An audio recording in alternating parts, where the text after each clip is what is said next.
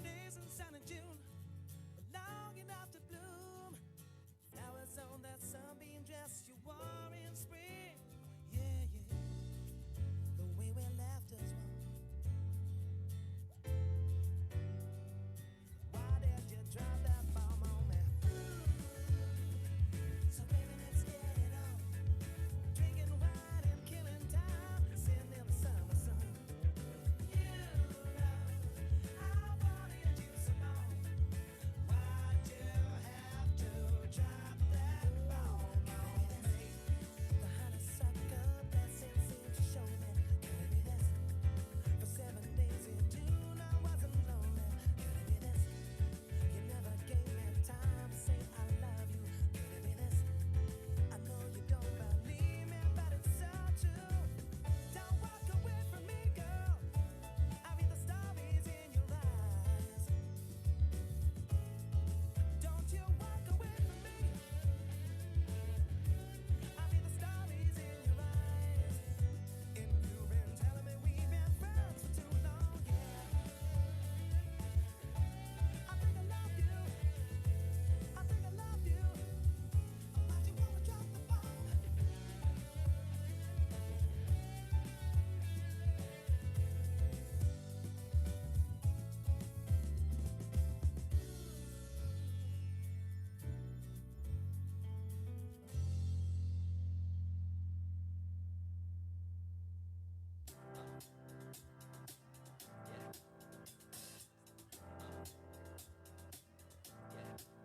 I got this feeling inside my bones.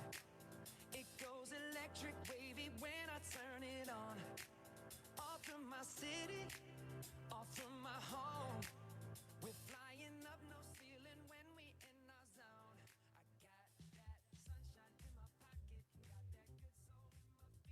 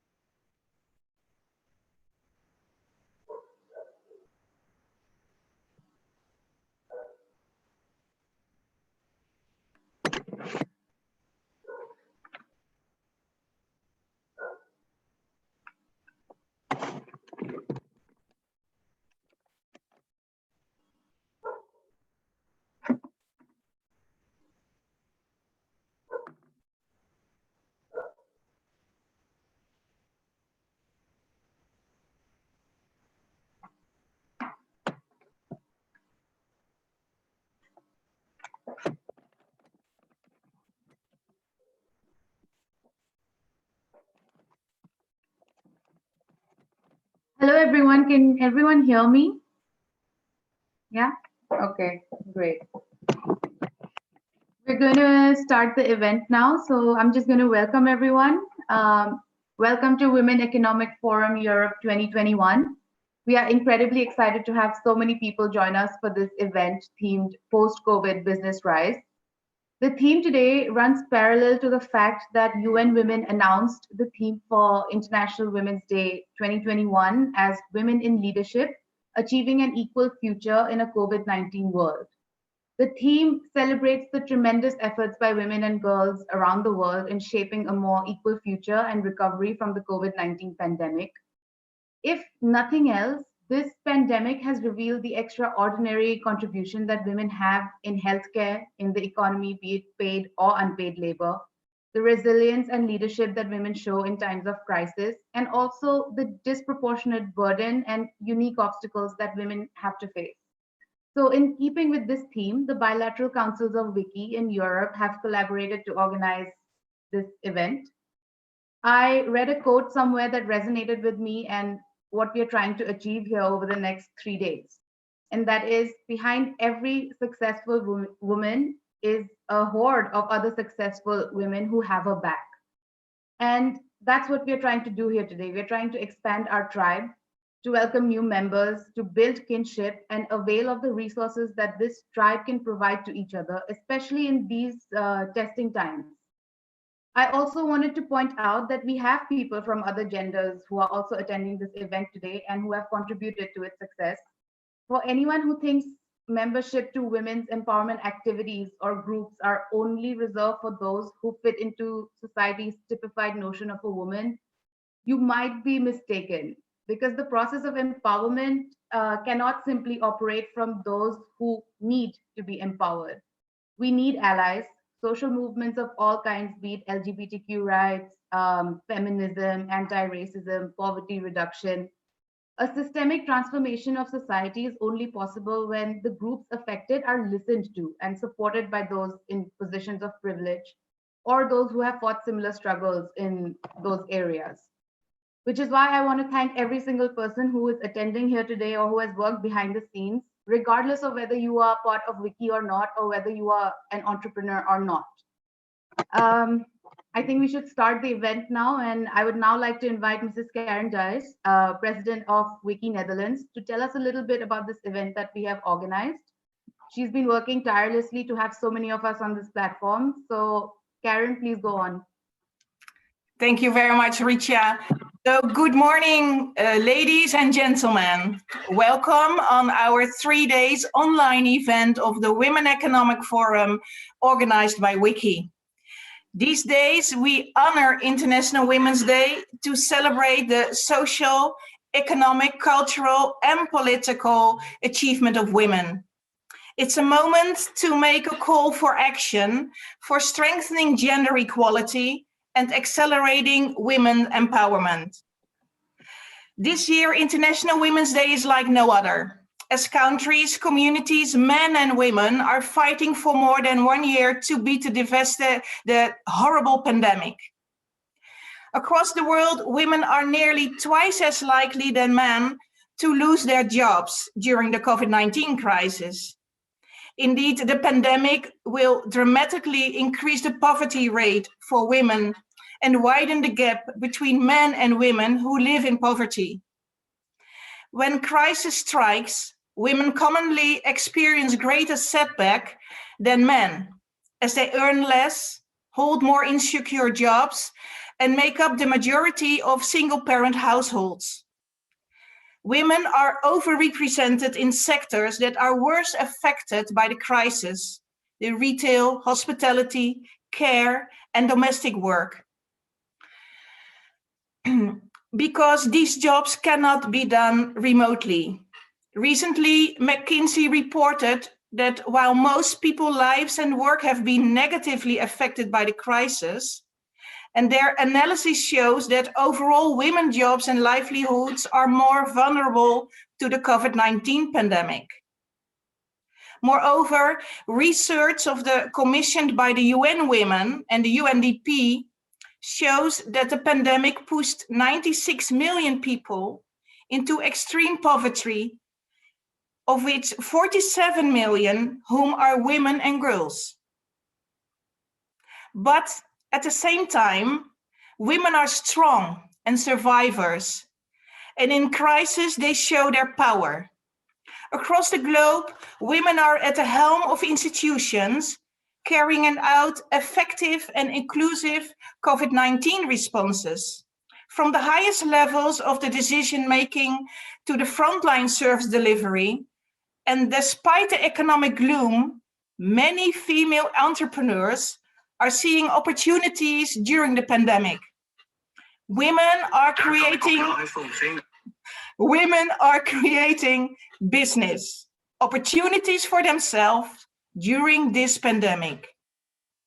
So these coming 3 days, we will celebrate the remarkable efforts by women and men around the globe to shape a more equal future, and the recovery from the COVID-19 pandemic. We have a great program with unique and inspiring guest speakers, sharing their visions, missions, personal stories, and they show how they overcome the challenges personally and as an entrepreneur. So thank you very much again for joining us these 3 days.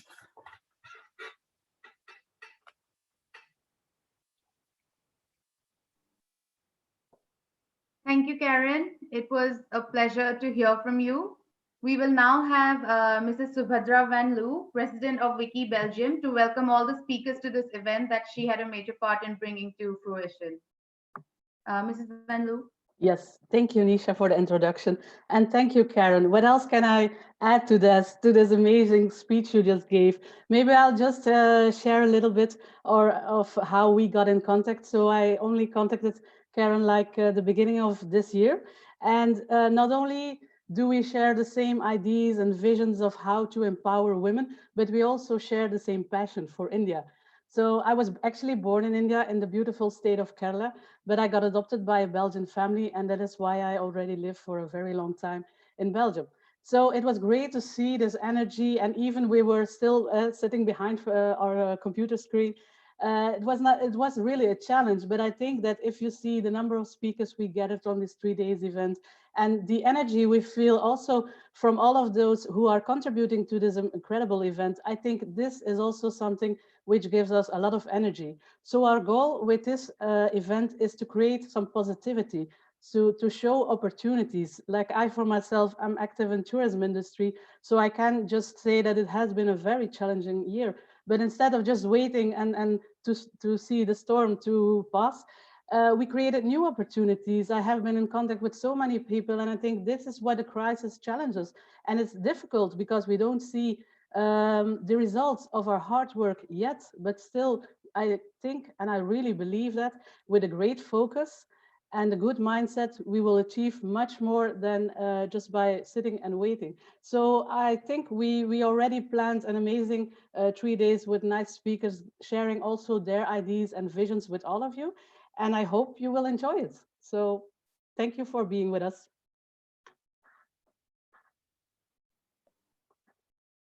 Thank you so much for that warm welcome, Mrs. Van Loo. I would now like to introduce everyone to Dr. Harbeen Arora, founder and global chairperson, Women Economic Forum and Women's Indian Chamber of Commerce and Industry. You are the tidal wave that has led to so many ripples of change, and you continue to inspire us and generously give away so much of your time to the cause of women empowerment.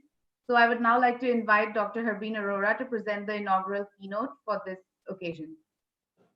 Thank you, my soul sister Richa. Thank you once again for your very warm welcome and continued association with the Women Economic Forum. I remember we all met in Amsterdam when you, and of course, Karen is the one who brings us to Netherlands all the time. And Karen, you're an incredible woman who continues to inspire me each time, not just for the sheer achievement and all that you achieve when you set your mind to it. It's how available, accessible you are to everyone, how humble you are, and you make things happen without the slightest noise. And you never even come up in front to say, hey, I was there to make it all happen, even the most humblest of way. So I don't know what level of humility you have. It's absolutely extraordinary. I've never seen something like that, not just now, but forever I have known you. So you are my very dear sister that I so admire and deeply in awe of for the beautiful human values you embody and incarnate. And look at that. Look at how you have just so soulfully, simply brought so many people together. We've never had this kind of an event before. This is the first time that the Wiki Councils of Europe, we've had one event in India. We are having another event in India inspired by what you're doing.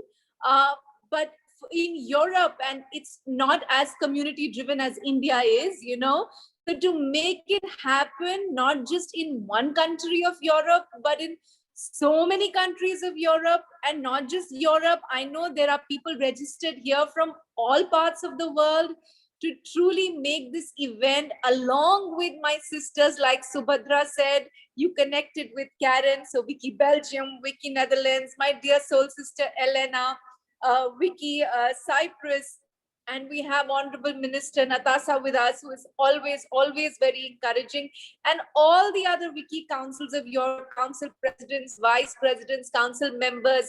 My dear soul sister Shilpa, where are you? The mover and shaker behind all the program updates and everything. We just heard that it's not just those who are members of Wiki councils, or those who have maybe spoken earlier at the WEF events. It's all our soul sisters, all our soul brothers who are connected, have been connected, want to be connected, and even those who are not yet connected, who don't even know about us. We stay in a state of infinite, eternal opening, of open-heartedness, of open-mindedness to receive the love and inspiration of our sisters across the world, and we just remain a welcoming space, like your mother's home, that you can return to anytime, that you can come to anytime. And that's what this Wiki family beyond borders is. And so are all other platforms of our All Ladies League, which are the circles of sisterhood across the world. The Women Economic Forum, which is the conference speaking platform, exchange platform, organized by the Policy Platform, which is the Women's Indian Chamber of Commerce and Industry, with over 500 councils worldwide and in India, and the She Economy Platform, which is a free e-commerce platform, which is something that has evolved in these COVID times, precisely resonating with the theme that you have, which is post-COVID business rise, which is where we need to create an economic ecosystem for the she economy, where women and everybody else can actually find businesses, goods and services which are owned and run by women entrepreneurs across the world. It's a completely free platform to make women's enterprises visible to women across the world and to the rest of the world, and hope that with that ecosystem, with our global network of 250,000 women in 120 countries, now becoming a global marketplace, the world over, all other stakeholders will sit up and take notice of this aggregation of women, and be able to see, because so many times if you talk about women on boards, the question is, where are the women? Where is the talent? If you talk of women on panels and conferences across a range of sectors, you're like, where are the women? Where is the talent? So here you can actually go see the talent, the sheer range of talent, mind-boggling talent, head-spinning talent, because it is so inspiring. There are times you talk to sisters and you're like, oh my God, you're in a constant zone of inspiration. Imagine if this world becomes open to this kind of inspiration, if we can mitigate the barriers through policy actions, through digital ecosystems, through support of sisterhood, through branding our sisters, if we can open up and channelize the sheer talent and the sheer heart of women to make this world a better place with their skill sets plus their mindsets, imagine what a beautiful world it would be for all. Because when women thrive, everyone thrives, and we all know that. So I'm really looking forward to listen to so many exceptional speakers that you have in the program lined up for 3 continuous days. I congratulate the awardees of the WEF Europe 2021 this year, and I'm truly looking forward to expand my own capacities for thinking, for learning, for listening, and leading even better with all your inputs and all your thoughts and all your personal stories, like Karen said, poured into this beautiful confluence of sisters and brothers coming together from all across Europe in a shared spirit for the collective cause of creating a better world for all. Thank you so much for the opportunity. I wish you all the best. Thank you so much, Harveen. It's because of your enthusiasm that and the platform that you've created that this is possible, this event is possible. We are now going to go straight into our first topic of the program, that is impact of COVID-19 on women's entrepreneurship, challenges and opportunities. Our very first speaker of the day is a woman who has made and is still making an indelible mark in her political career. I would like to invite Mrs. Natasha Pilides, Minister of Energy, Commerce and Industry of Cyprus, to share her wisdom with us. Mrs. Pilides. Thank you very much. It's so lovely to be here and great to see friends on joining this wonderful 3-day initiative. It's definitely so important to keep these events going, even virtually. And perhaps the virtual connection is something that we should keep, given that it makes it so much easier to have many more events of this kind, and to include people who are not able to travel and who are not able to be at the physical events. Of course, it would be lovely to have physical events also soon, which we really hope. Lovely to see Dr. Harpreet, and great to see that Wiki and World Economic Forum are keeping up the effort and expanding the effort to include more women and to really encourage women to think big and to go for their dreams. And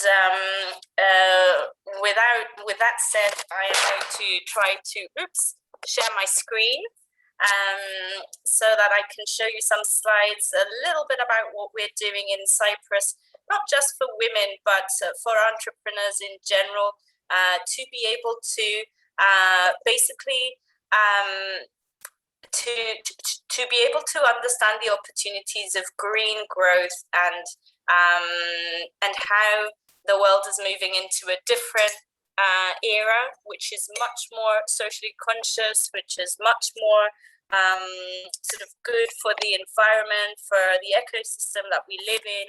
And hopefully, sorry, I'm having just a bit of trouble balancing my computer, but hopefully this will open up opportunities for women who are definitely very interested in living and operating in an environment of collaboration and respect, not only to other human beings, but to nature and what we have around us. So, of course, the impact of COVID has been terrible.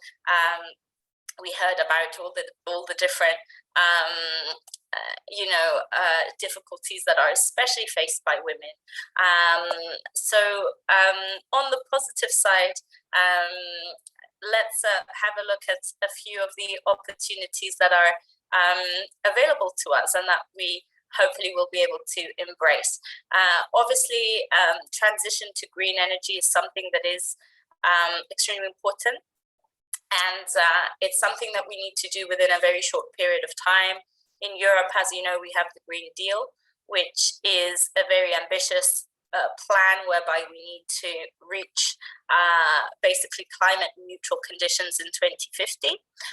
That might seem like a long way away, and I know kids are saying that, you know, we want it to happen faster than that. Hopefully we can do it faster than that, but there's so much to do and so little time, as they say, so a lot of opportunity. And I think the key is understanding that this is an opportunity, not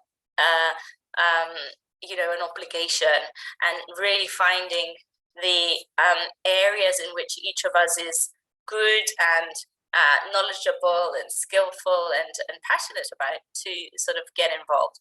So just a note on industry, because I know that a lot of entrepreneurs have operations within industrial sector, whether it be light or heavier, usually lighter for women. But still, the industrial sector is a sector that has been sort of demonized, at least here in Cyprus, because of the contribution to pollution, because of various different factors. It's seen as a bit outmoded and a little bit sort of irrelevant. And we've focused extremely on services such as tourism that was mentioned earlier or other. And I just want to say that industry is able to integrate into a greener future. And in fact, it's the key to a greener future because it can allow us to embrace the circular economy, and it can allow us to embrace the idea of reusing everything that we have around us. So with that in mind, we've done an industrial policy which we hope will be able to tap into these opportunities and to enable our industries to really move forward into the future. And within this plan, we've also started funding lessons for traditional professions, such as, for example, the making of traditional lace or other traditional textiles, to make sure that we are able to keep those traditional professions in existence, to get more women and men who are interested to learn how to do those crafts and to really connect them with today and with what markets are looking for today, so that not only are we producing them, but making them in a way that is more appealing to today's consumer. So I think that is having a particular appeal and interest to women as a group because of the nature of the professions, and hopefully we will be able to have some results after the first courses are over.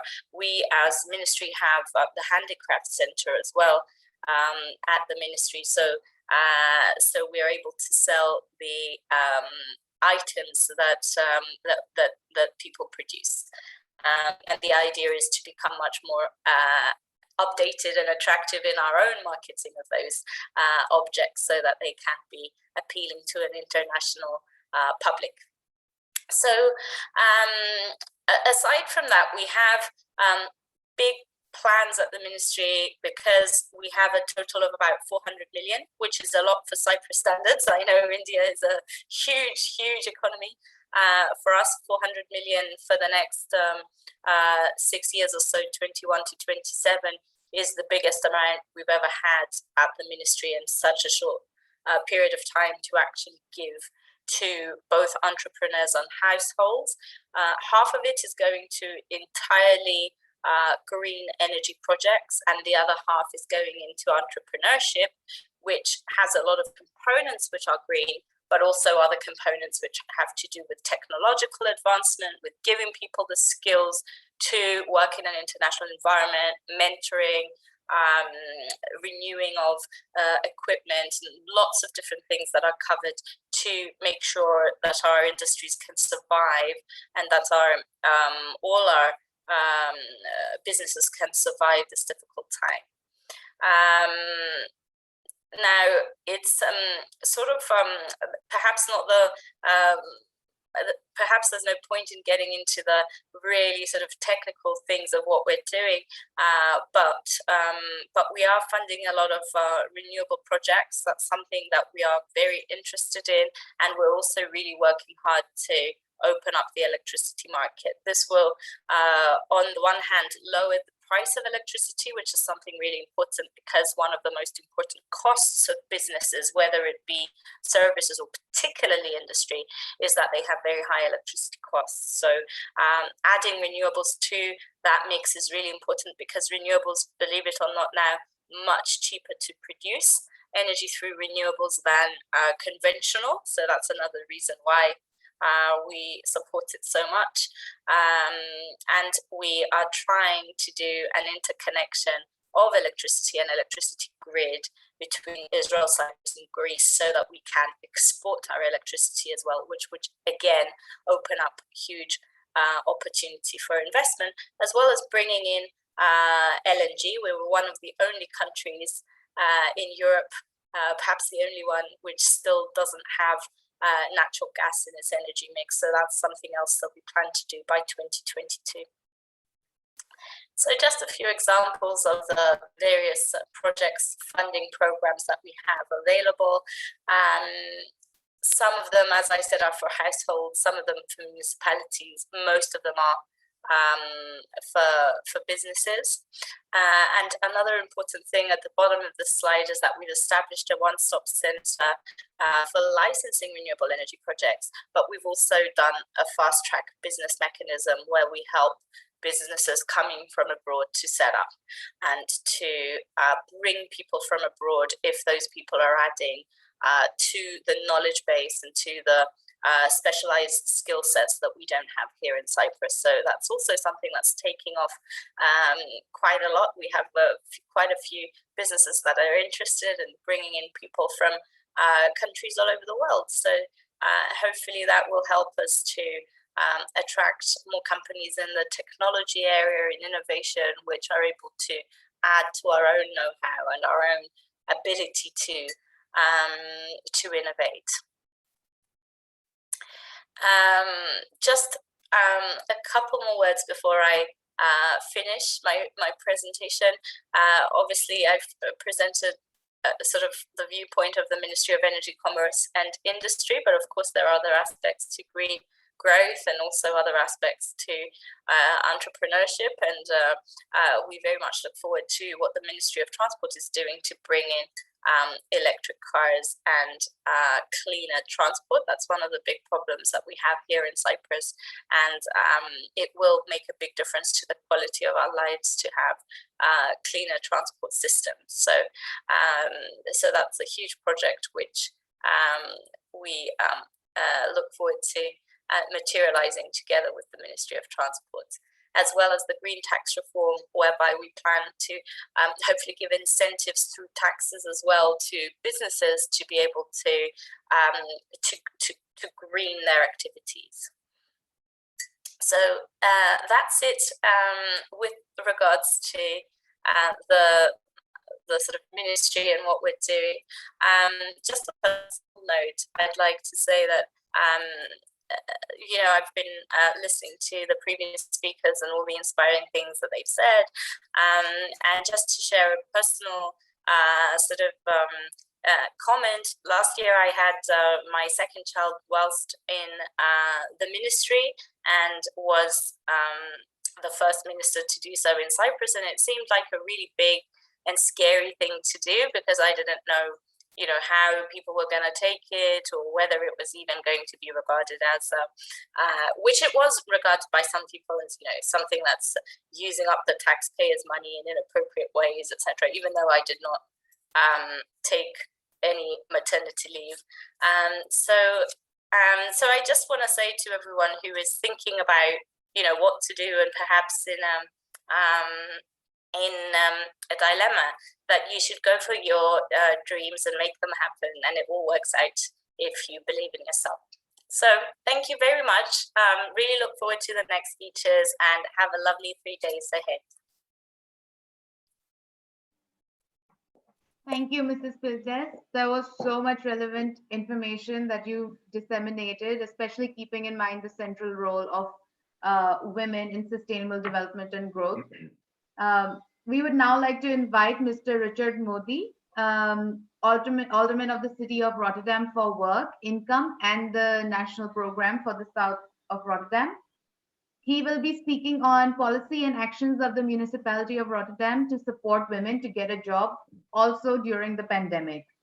We are so lucky to have someone who makes women empowerment their daily objective, and who is also the only man today on our speaking roster. So, Mr. Moti, please take the virtual stage. Yes, thank you, Ms. Niok. Ladies and gentlemen, it's a great honor to attend this event. It is certainly already been confirmed by the speakers before me. Today is an important day, a day when we devote time and attention to reflection on the fight for more rights for women, particularly in those places where women's rights are anything but self-evident. But fortunately, it's also a day for us to reflect on all the progress women's rights around the world have already made. The hard work has definitely paid off. This legislation of abortion in Argentina serves as absolute proof of this, as do the microcredits for women in developing countries, allowing them to start their own businesses. We can celebrate the fact that for the first time in history, there will be just as many women as men competing in the Olympic Games in Tokyo. and that America finally has its first ever female vice president, particularly as we're now celebrating International Women's Day for the 110th time on 8th of March. We are certainly also overjoyed that there are now more and more women in the Netherlands working in higher positions, both in business communities and in politics. But we still have a very long way to go. For example, our country has never had a female prime minister yet. The 2020 Global Gender Gap report clearly shows we still have plenty to do where women's rights are concerned. The Netherlands is positioned at number 38 of a total of 152 countries. This absolutely has to change. As the Pakistani children's rights activist Malala Yousafzai said, we cannot all succeed when half of us are held back. Equality between men and women is an essential value in our society, and it is an important condition for living together in a city like Rotterdam, where everyone can truly be themselves. So if you were to ask in Rotterdam residents for their opinion about the equal position of men and women and boys and girls, you will quickly realize just how important they think this is. Although in practice, there is still, unfortunately, a significant gap. So will the following still apply in Rotterdam? Women's economic independence is lower than men. Women are more making use of welfare than men, especially single mother women. Women still have a lower wage than men. There are fewer female than male professors and senior lecturers at our university, and there are still fewer female than male politicians in Rotterdam. So, ladies and gentlemen, there is still a great deal to fight for. The unfair division of care responsibilities, unequal pay for the same work, prejudices, pregnancy discrimination, and deeply rooted gender roles are putting women at a disadvantage in the employment market. The corona crisis has made it even more painfully clear that the economic consequences have hit women the hardest because of their disadvantaged position. It goes without saying that this is completely and utterly unacceptable in a world port city, where the municipal council truly believes everyone can be themselves and where everyone deserves equal opportunities. The municipality offers a number of different tailor-made programs, which promotes women's economic independence. This support is clearly even more important during these current difficult times, as the employment market has been so badly affected by the corona crisis. Our recently started Rotterdam Education Fund for adults, where people who seek a job but do not yet have the proper skills or diplomas can get 2,500 euros to pay for their education, and is being more used by women than men. And this helps them back to the labor market. We have introduced the Ready for a Child, Ready to Work program, together with partners like the Erasmus Medical Center and specialized agencies to provide pregnant women and young mothers with social welfare benefits. We know it isn't easy for this group of women to find employment, especially in the current difficult climate. We do what we can do to reduce their distance to the employment market through individual coaching, training, monitoring, etc. Ultimately, it's obviously going to be the city's employers who will be able to give these women a job. And that's why they are also closely involved with this project. Ladies and gentlemen, COVID will unfortunately still continue to be part of our lives for some time to come. And right now, no one knows whether we'll ever be able to go back to normal. But that certainly doesn't mean we should all sit back and just wait to see what happens. Right now, it's possibly more important than ever before to continue the fight for equality between men and women, between boys and girls. We don't just owe that to all those women and men who have unleashed major and minor revolutions over the past century in order to realize more equality, authority, and happiness. We definitely also owe this to all our future generations. So allow me to conclude by quoting Malala Yousafzai again. We cannot all succeed when half of us are held back. Thank you very much for your attention.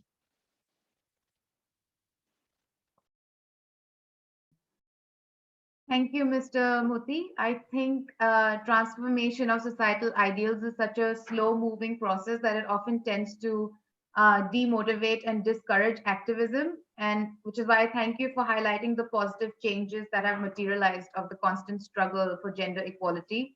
There is still a lot more to do, as you have pointed out, and that is why we are here today. Now at Wiki and Women Economic Forum, we have a tradition of recognizing people who have contributed to the social, political, and economic upliftment of the people that we advocate for. Which is why I will now invite Dr. Harbeen Arora to present these tokens of recognition to Mrs. Pilides and to Alderman Moti. Thank you so much, Richa. We are greatly honored. I announce the awards and I request you and Karen to present the E-award plaques. Perhaps not sure if you'll screen share here or send it by WhatsApp to our eminent awardees. Announcing the awards, I announce, ladies first, the first award to Honorable Minister Natasha Pilides for the WEF 2020 award. Congratulations, Honorable Minister, for receiving the esteemed award of Women of the Decade in Public Life and Leadership. A second of applause. Our next awardee is Mr. Richard Moti, who just gave us his very inspiring speech and is such an iconic he for she champion and is doing so much as he just shared in his speech. So we are honored to present to you the Women Economic Forum 2021 Award of Iconic Leaders Creating a Better World for All. Thank you so much for all you do.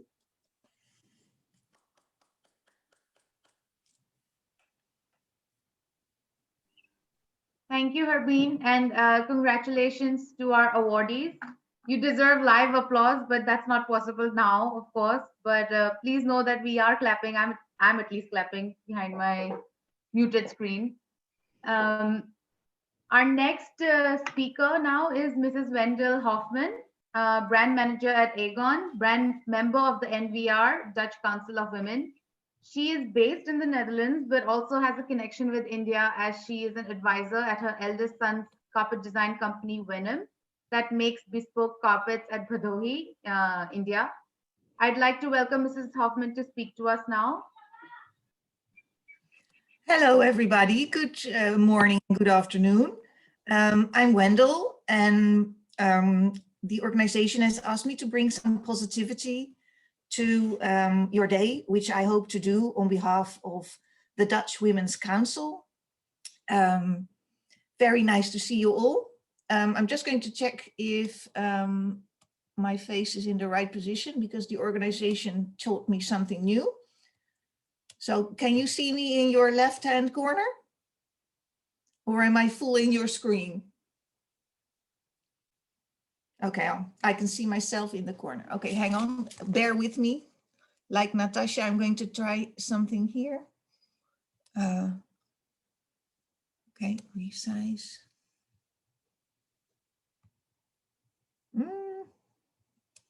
No. Okay.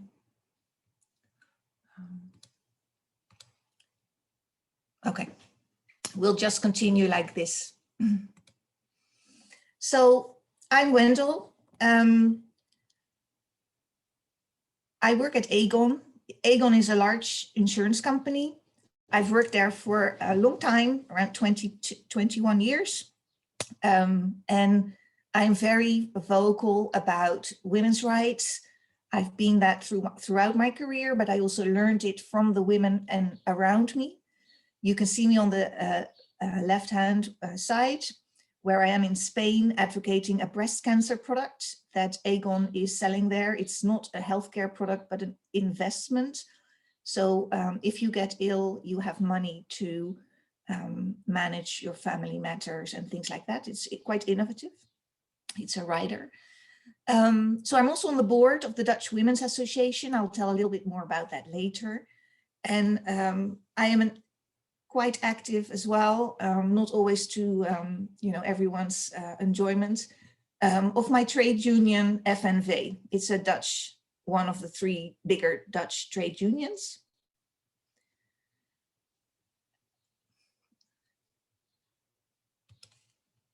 And like already mentioned, and I don't think Karen knew that when she asked me, I am a big lover of India. I have been there several times because my company has a subsidiary there, but I also traveled there with my son in 2016 because we started a small carpet company with a friend of mine who lives in Mumbai. And yeah, it was a very special experience. It's a very small company. It's not doing very well at the moment because of COVID. Production is really hard, so we've scaled down. And I think that is quite familiar to hear for the other entrepreneurs in the audience. Personally, I find a lot of strength in connecting. And I have also experienced myself that having a lot of connections, both personal, but also in business and in business networks, like your network, is very good. And yeah, during COVID times, I'm actually here in my kitchen, and I'm proud to be in my kitchen. I try to enjoy these moments because I worked full-time all my life. I have 2 children.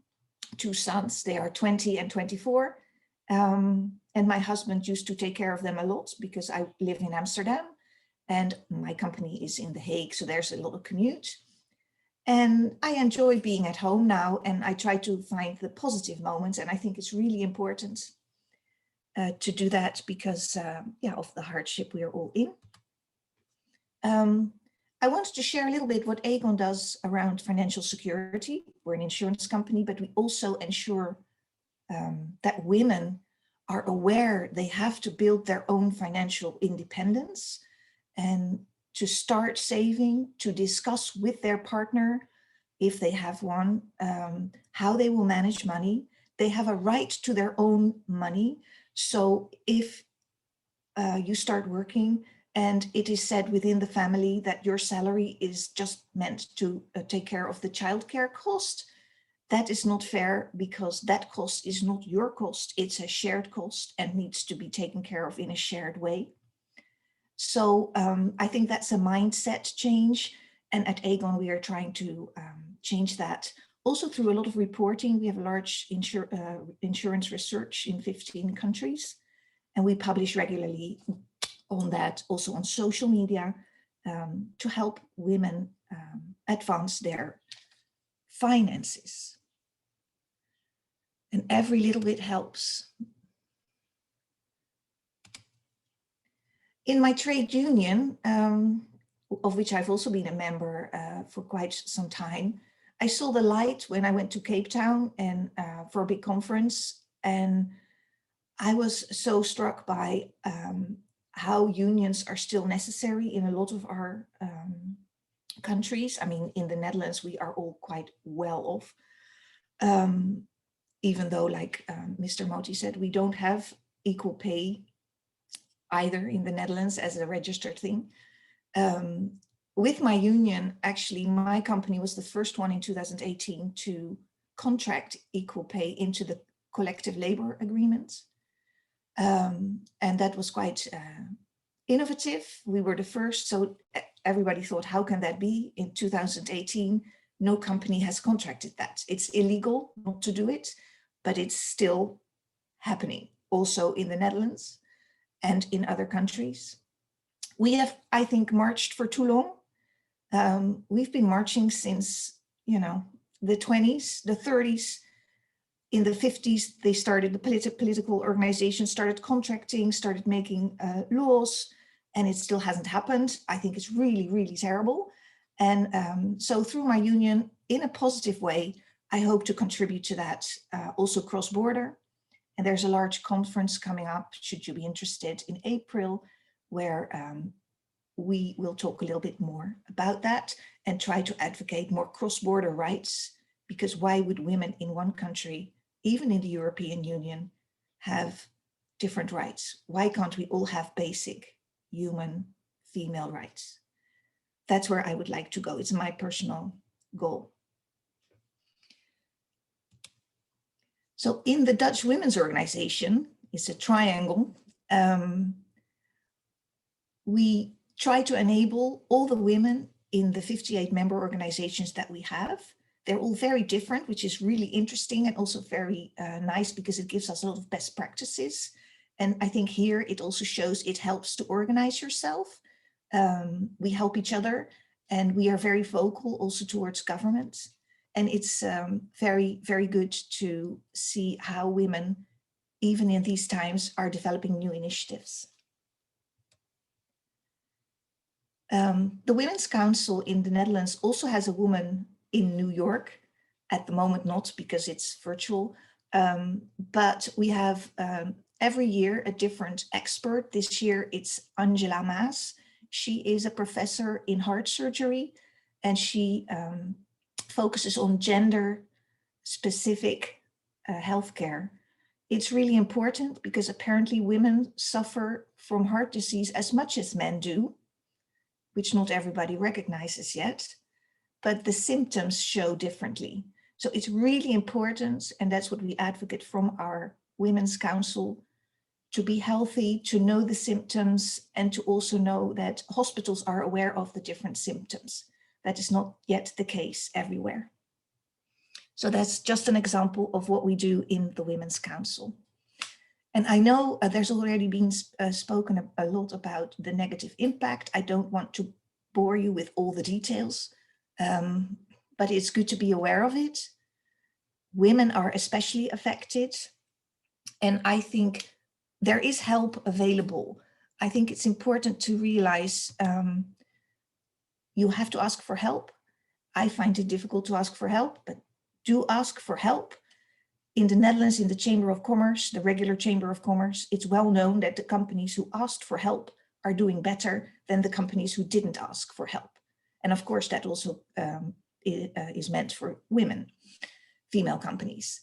And there are a lot of positives as well. We've become more agile, we've become more digital, and we've become more connected. That's really important. And today is an example of that, I think.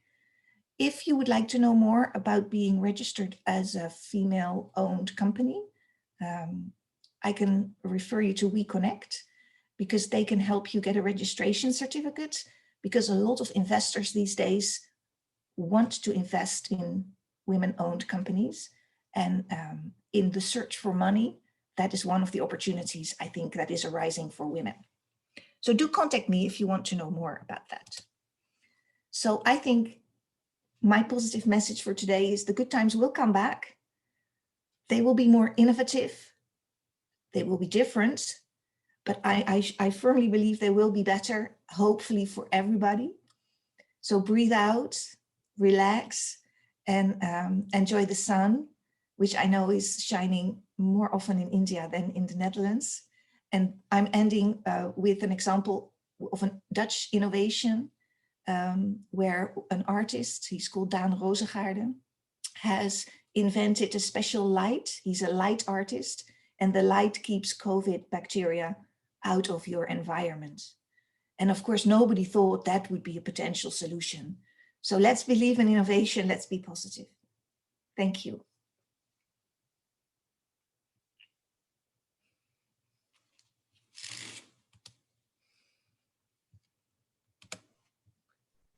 Thank you, Mrs. Hoffman. Your work is exactly in line with my mother's advice to me all the time, which is financial independence and security for a woman is the biggest protection. You also touched upon the wage difference and pay parity issues. That is actually a universal issue and not just the burden of developing nations anymore. Thank you for the work you do to correct these issues and for providing resources for financial help to women during these times, because that's one of the reasons we are hosting this event. So thanks a lot for that. I would also like to mention that the awards are now being given virtually because that's what is possible in a platform like this. But the real awards will be sent to you on your addresses that you've provided to us. So that's the thing with the awards. Our fourth speaker today is Mrs. Monique Moles, Head of Corporate Communication, ASML. She has also worked at Organon MSD, Ericsson Telecommunications, and Rotterdam School of Management. As a woman who has made her way up the corporate ladder and is currently witnessing the changes in that particular sector, I'm sure you will have incredible piece of advice to give to us and some insight as well. So may I invite you to present your presentation to us? Yeah, thank you. I'm not on mute. Yeah, okay. That's always something that happens during these Zoom meetings. Yeah, I'm Monique Mols. I'm head of CorpCom at ASML. And for those of you who don't know ASML, we are a high-tech company in Veldhoven, in the middle of Brainport, Eindhoven, the Netherlands. To explain it in a simple way, we make machines that make chips, computer chips. So very, very high tech. I'm really honored to be invited and to join you here for this conference with everyone online. And it's a pity we can't be in one room together. It must have been a great sight to just meet all these women personally, because it doesn't happen very often that I'm in an audience with mostly women. So yeah, greetings to you all. My talk is about managing corporate communications as the pandemic changes the world. And the title seems to suggest that it is actually possible to manage well during a pandemic. So, let's see if that is true. Oh, sorry. I am a member of the ASML corporate crisis team. And since the beginning of the COVID-19 crisis, we meet regularly to discuss the situation, to align with crisis teams in Asia and the US, and to decide on what to do next. In early 2020, when the COVID crisis started, we met every day at 8 o'clock in the morning, and now we meet about 3 times a week. COVID-19 hit everyone worldwide, and for any crisis team, this was a unique situation. And it still is. I mean, it's not like a fire that quickly comes and then goes away again. Fires we know, pandemics are more difficult. In the beginning, the uncertainty, also the lack of scientific data and experience made this situation extremely difficult. Of course, at ASML, we are no doctors, so we developed our protocols and guidelines on the basis of information and guidelines from WHO and governments. And because we have colleagues in Europe, the US, and in Asia, there's a lot of governments and a lot of sometimes different information. So as an international company with many customers and suppliers all over the world, we have had to deal with a lot of different perspectives. And I can safely say that communications was and still is very important in managing a crisis like this one. And as a team, we adopted a human-centric approach and we focused on our values. And I will come back to this in a minute. But first, let me explain to you what our priorities are and were. From day one, our priorities as a company were very, very clear. And for the last year, we have repeated them many, many times. So our first priority is we need to keep our employees and their families safe. And the second priority is we need to keep our business going. In that order, because you can only keep your business going if your people are safe. So in order to keep our people safe, we implemented a lot of measures and many of us still work from home. And we decided that that was not enough. You not only have to keep employees safe, but you also have to make them feel safe. They need to know what you are doing and why. They need to trust you to do the right thing. And that requires effort. It means transparent communication. During the first period, we mainly communicated about precautionary measures. We rearranged our workspaces, limited the number of visitors and meetings. We stopped traveling, that sort of thing. We had no idea what was going to happen, how long this would last, how many people would be affected, and how bad this would be. So we had to take decisions quickly without knowing the full details or without having all the solutions. Now, you can imagine that a high-tech company such as ASML, for us, this was very unusual. We love facts, we love figures, we love data, science, technology, Excel sheets, PowerPoint slides, and we are rational in our decision-making. And this was a very different world. When the COVID crisis started, there was not a lot of data to go on. So we decided that if there are so many uncertainties, there is only one thing we can do: trust our employees and rely on our values. If people are worried, if there's uncertainty and it feels like there are no easy answers, you have to take charge and let them know you are managing the situation as best as you can. But because you do not have all the answers, that also means you have to trust people to do the right thing. The values that connect people in an organization can then serve as a common understanding and a perfect logical basis for decision-making and communications. We knew we were developing guidelines that would not cover every situation, and sometimes one guideline could even contradict another one. That happens. We've all seen this. Governments struggle with this all the time, and they get a lot of criticism for it. You know, oh, you implement this rule, and what about that? And so people are continuously criticizing governments for their protocols. But you know, it's simply impossible to capture every situation in the protocol. And this is where trust comes in. So we told our employees we were doing the best we could, but we did not have all the answers, and that we trusted them to collaborate and together decide what to do when our guidelines were insufficient.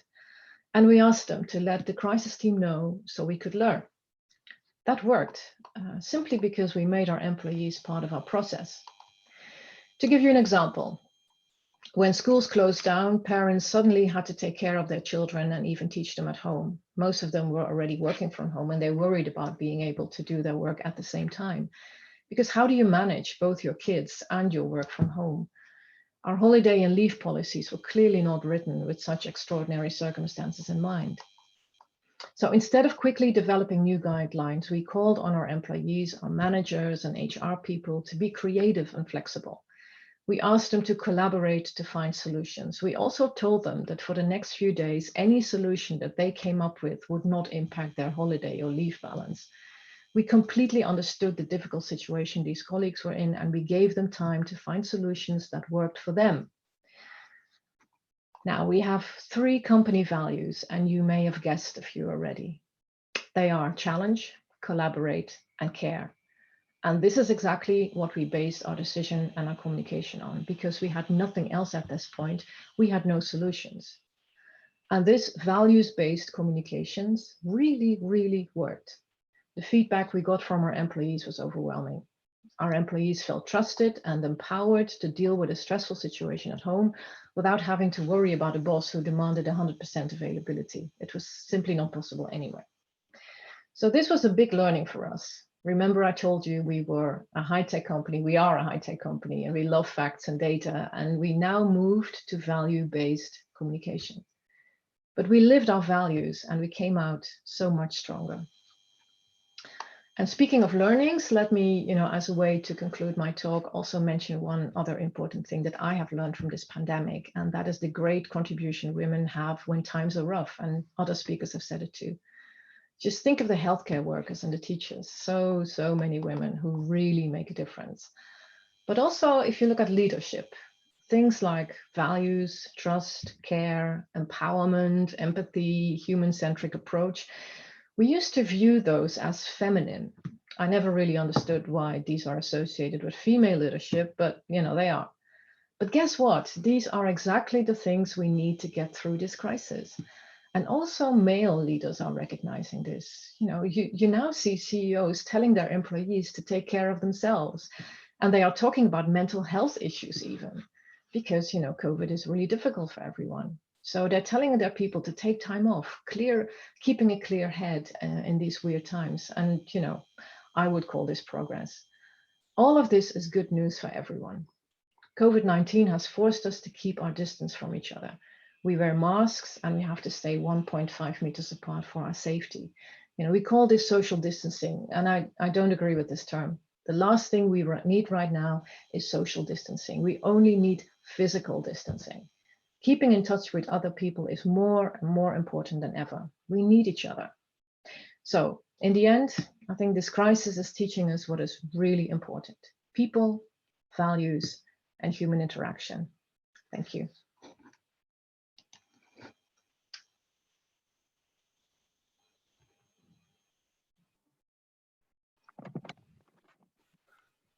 Thank you, Mrs. Moles. You touched upon ASML taking the human-centric approach and focusing on values during the pandemic. There is so much research that is currently being done into how companies can humanize data and not just reduce people and labor to economics and numbers. I'm a researcher, so this is what I'm very familiar with. And your example with ASML highlights how this is done. And we have now learned the lessons that you learned through you. So thank you for that. You're welcome. Our final speaker for this topic is Mrs. Marianne Spear, founder of FemStart, the EdTech solution to closing the funding gap for female entrepreneurs. She's also a member of the supervisor board of the Van Gogh Museum.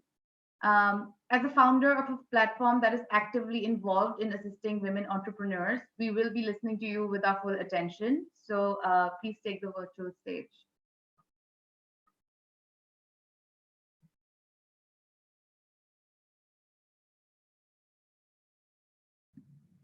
Yes, good morning, everybody. I was waiting to be unmuted. So I want to share a little bit about myself. Thank you for inviting me. I was invited a few years ago, but at that time I was extremely busy. But as we know, it's COVID time, so we have a little bit more time to come to these events digitally. My name is Marianne Spear. I'm a social impact and cultural strategist. So for many years, I've worked at the University of Applied Sciences in Amsterdam for 8 years. And there is where I saw that education is extremely necessary for people to understand things they need to change in their lives. I've also worked a lot for the United Nations and have worked in, I think it's at least 20 countries, especially focused on entrepreneurship and inclusion across the board, not just women, not just gender, but also young people and people with disabilities. So today I will talk about a bit about why I'm doing this, because a lot of people are asking me why, and of course you need a purpose why you're doing this. I have a consultancy agency doing very well, so I could say, you know, I'm making enough money. I don't need to focus on this issue. But in 2010, I was in Oxford at a TED conference, and there I met a group of women from all over the world who were sharing with me that there is absolutely no equality at every level for women around the world. And I was so focused on just doing my own thing and didn't know absolutely nothing about women's rights and women's issues. And at that time I said, I want to be a part of this and create change. So in 2010, I started a TEDx platform called TEDx Amsterdam Women in Amsterdam. We were able to give at least 300 women a platform to share their ideas with the world. And these ideas were from heart disease, that there's no research. You know, you heard the story about Angela Maas. Harriet Verwij spoke on that in 2010. But also entrepreneurship by the female co-founder of TomTom. At that time, a lot of people didn't even know that she was the co-founder of TomTom. So in 2015, I started with a female entrepreneurship start board competition. And what we discovered is through mentoring and coaching, these young female entrepreneurs were able to raise funds. So we just did a little bit of research on the work we did. You know, as women, we just focus on the work and we don't focus on the successes most of the times. And what we discovered is that the young ladies were able to raise funds between 250,000 and 1 million euros for their business within 1 year. So at that time, while we were doing this under the TEDx Amsterdam Women umbrella, I decided to stop with TEDx Amsterdam Women in 2019 after 10 years and focus on female entrepreneurship and help them to raise funding. So, of course, we started in 2020 with FemStart, which is an EdTech solution to help women raise funding. And in the beginning, we didn't start with an EdTech solution because of COVID. We said we're going to build an accelerator for women worldwide. And while I was traveling around the world, COVID came. And I did something. I went and I'm laying in bed and I said, okay, I don't know what to do now. I'm just going to sleep. But after a while, I think a month, one of the young ladies who helped me with the startup competition phoned me and she said, I was on a world trip, I'm back to the Netherlands, and I want to support you with this mission. And I said, oh, wow, okay, let's do this. We're going to do this again. And that is what I also want. I was hearing the story of one of the speakers saying, we need to dare to ask for help, but we also dare to accept help from others. I said, yes, let's do this. So we came up with another mission.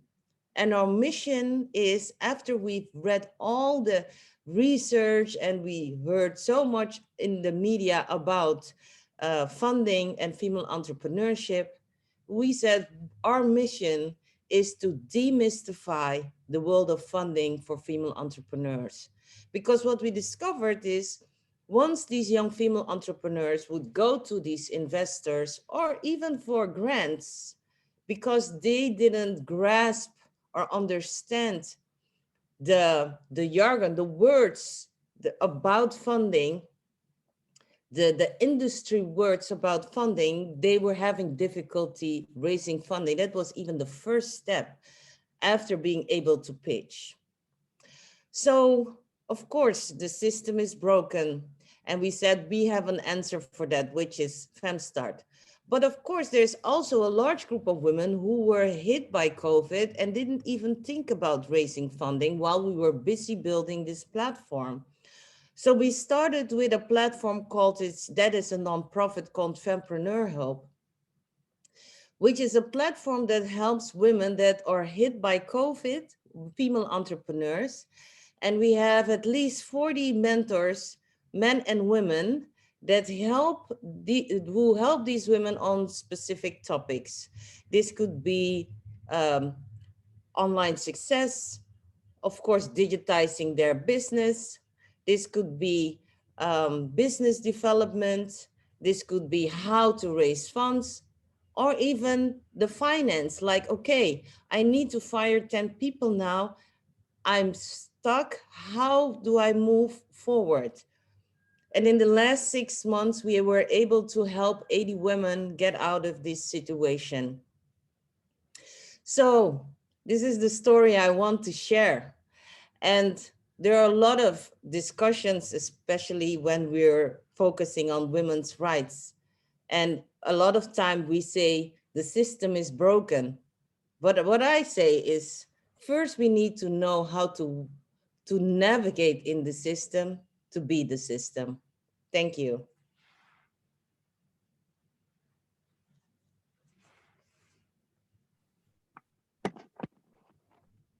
Thank you, Mrs. Spear. Your story of how you founded FemStart is testament to your own entrepreneurial attitude and abilities. Moreover, you are right. The technical jargon in the business world and funding procedures can be extremely confusing. Plus, the pandemic did put many businesses at risk. And so your work is, you might call it a drop in the ocean, but it is an important bit that you're doing. So thank you so much, not just for speaking here today, but also for your work. This brings us to the end of the first topic and all the speakers who were speaking on the first topic. We have a bit of a break now, but we will be entertaining you throughout the break with a musical performance by Savi Kulkarni. So please enjoy the musical performance, and then we will come back together for the second round of speakers.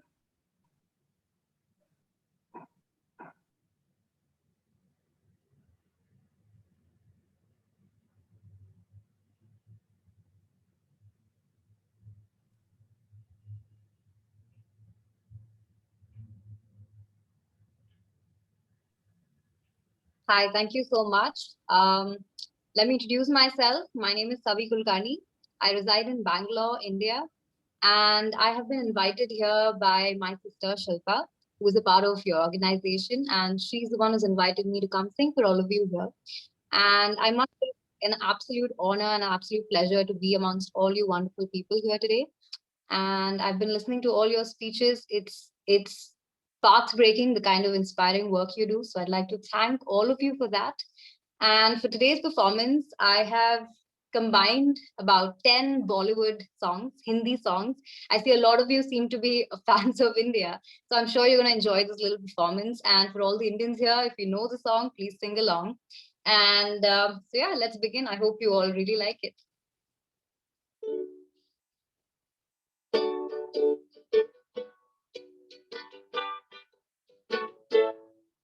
तुझको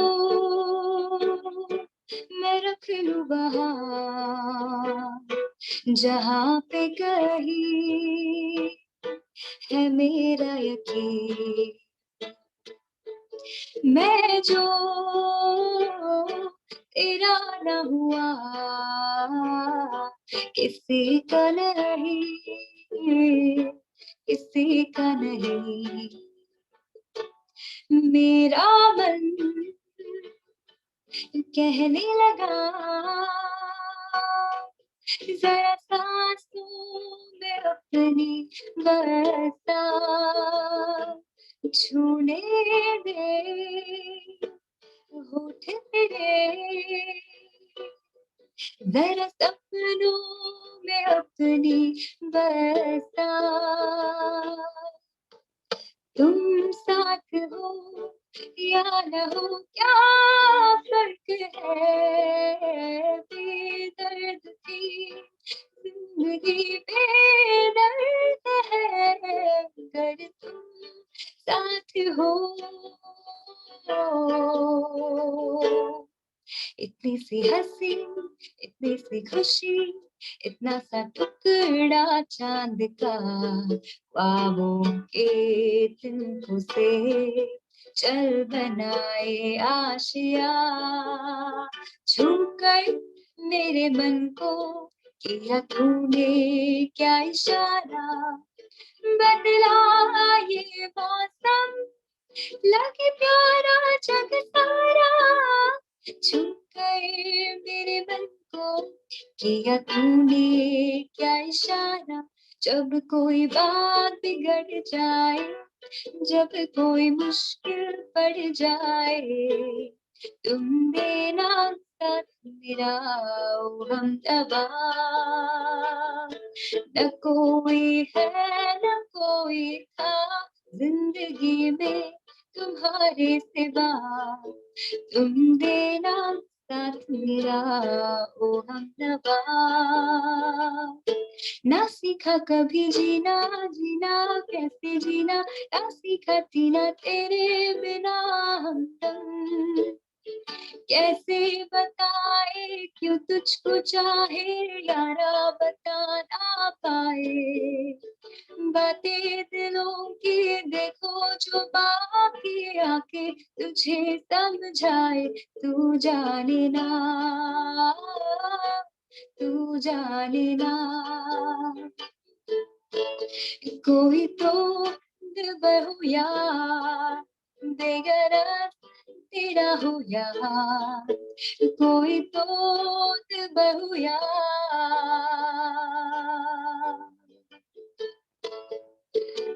कैसे हुजूरी जिए सब दिखलाई छुपी लगा के जी गजब है ये भाई धीरे नैनों को धीरे धीरे जिया को धीरे धीरे भाइयों रे साहिबो धीरे धीरे बेगाना धीरे धीरे अपना सा धीरे धीरे लागे रे साहिबो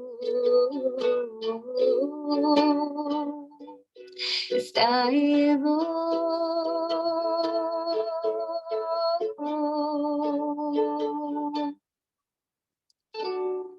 Thank you so much. Have a wonderful afternoon. Thank you.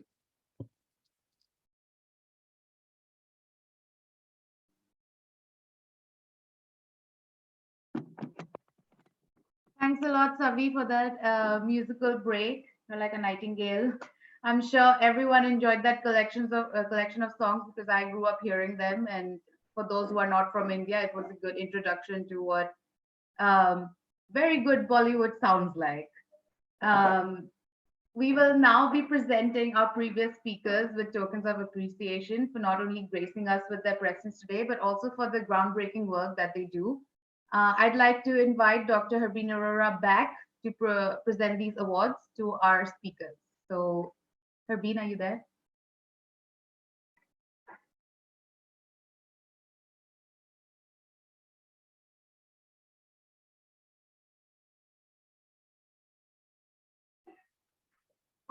Richa, sorry, could you repeat what we are doing right now? We are presenting the awards now, right? Okay.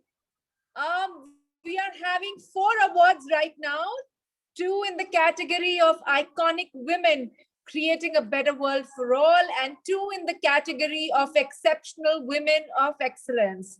I am proud to announce the first awardee, who is Wendell Hoffman, for the iconic women creating a better world for all. Congratulations, Wendell.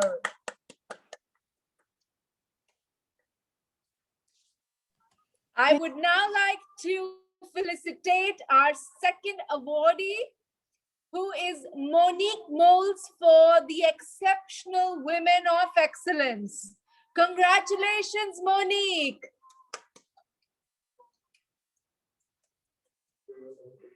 I am felicitating now our third awardee, who is a very inspiring soul sister who we just heard, Marianne Spear, for the iconic women creating a better world for all. Congratulations, Marianne. Our final awardee today is a very inspiring soul sister for the category of Exceptional Women of Excellence, Marieke Finn van Draat. Congratulations, my soul sister, Marieke.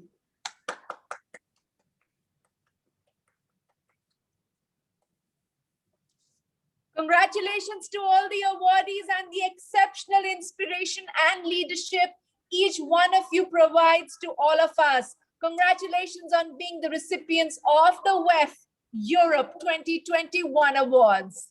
Thank you so much. Thank you.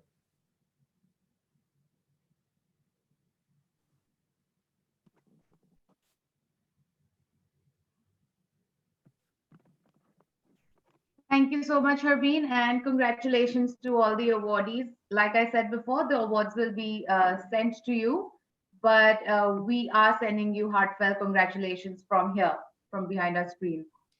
After that short break and the award ceremony, we are moving on to our second block of topics, and the second topic is leadership, redesigning the post-COVID-19.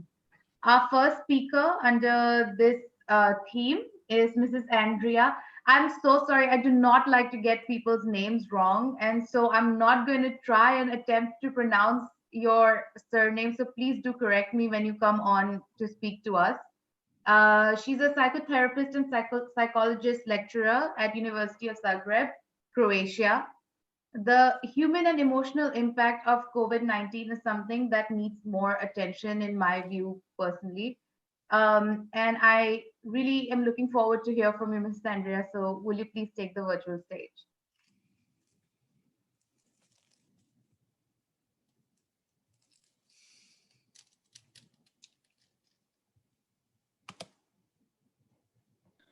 Okay. I'm just now wondering, am I heard? So I think now technically is okay. So I'm coming from Split. I'm Andrea. It's written on program that I'm from University of Zagreb, but I live in Split, where I run my private practice in psychotherapy for many years, and also working on a university.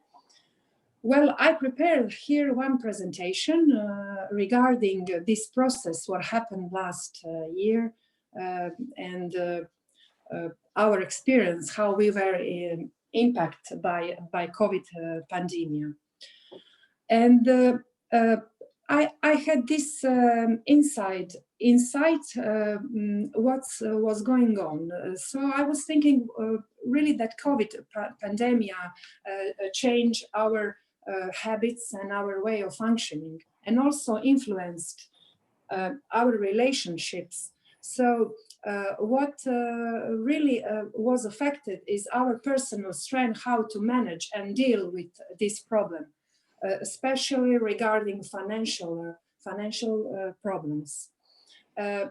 When we face usually problems, we rely on our personal strength, which are our personality and abilities. Also, there is a motivation, our social circle, healthcare, how we run our life regarding our healthy habits, our professional role, and all our experience, how we deal with ourselves. Well, life is not easy, so we are very often challenged by life crises and life changes as COVID is. So from my opinion, since I was born, I never faced such a big a change which really influenced the way I work or way I see life. And as I can say that as I had a life before, and now I'm reorganizing my life now from financial, from my personal and my professional level. Regarding some system theories, bigger event as COVID pandemic really provokes a change in our functioning. Financial crisis also bring us in some point where we need to think what we can do next, where we can seek help, how we can reorganize our way of living. What we do feel is a fear and confusion. We fear of some bad future, and also we are confused what we do next. And really people are, we are different between each other, how we face our problems. And also what is important to say that COVID really provoked very complex situation and put us in position that we need to deal and really to challenge ourselves by thinking and by emotion, how to deal how to face our problem. So this presentation, short one, and really it needed more time for discussion, but I'll try to say everything in a short time. Coping strategies, what we do to face a problem or complex situation. First, what we do need is to identify our thoughts. We are really very much influenced by what we think about situation we are. So no matter situation we are, first step is to identify our thoughts. Then we need to think, how do we approach to this problem? What we do? New situation can be COVID, being parent, being worker. It can be also about traumatic or intense situation. But let's stop and let's not be taken by emotions. We need to stop and think how do we approach and what we think about this situation. So people usually differ in a way how we deal with that. Some people use those non-constructive strategies, as maybe overuse of some alcohol or maybe taking some drugs, or having cognitive thinking structure that predict bad future and bring us more fear and confusion in the situation. And on the end, this short presentation regarding this, my hypothesis, that really what we think and how do we approach the situation we are, I will maybe, if you are interested and who is ready, to have this short experiment right now. So for those who are ready, let's imagine or think about fresh situation or problem you are facing right now. Let's see what thoughts we are having and what we feel about it. And can we change our attitude and thoughts about it? And do we accept or resisting to an idea of possible change? Well, I wrote this experiment. I know there is not so much time to do it, and you can always have it by yourself. But I call here and point out that it's really, really important to see how do we approach to complex and crisis situation as COVID pandemic was. My experience last year was really hard regarding my business. So suddenly in March, all clients canceled their appointments, and I had to put all my work to online setting. I needed time for that. And our government was giving financial support to all private sector and to people who are in private sector, and it really helped. But no matter this, somehow it also provoked a great psychological change. So regarding my experience, this COVID pandemic really pushed me in some new levels of my functioning. So I think there is no negative events. Usually these so-called negative events can provoke really some positive changes in our daily life. And again, thank you for your invitation. This was really a kind of challenge for me, and this forum is not on psychological, but it was challenged to somehow fit in this World Economic Forum of Women. So thank you again.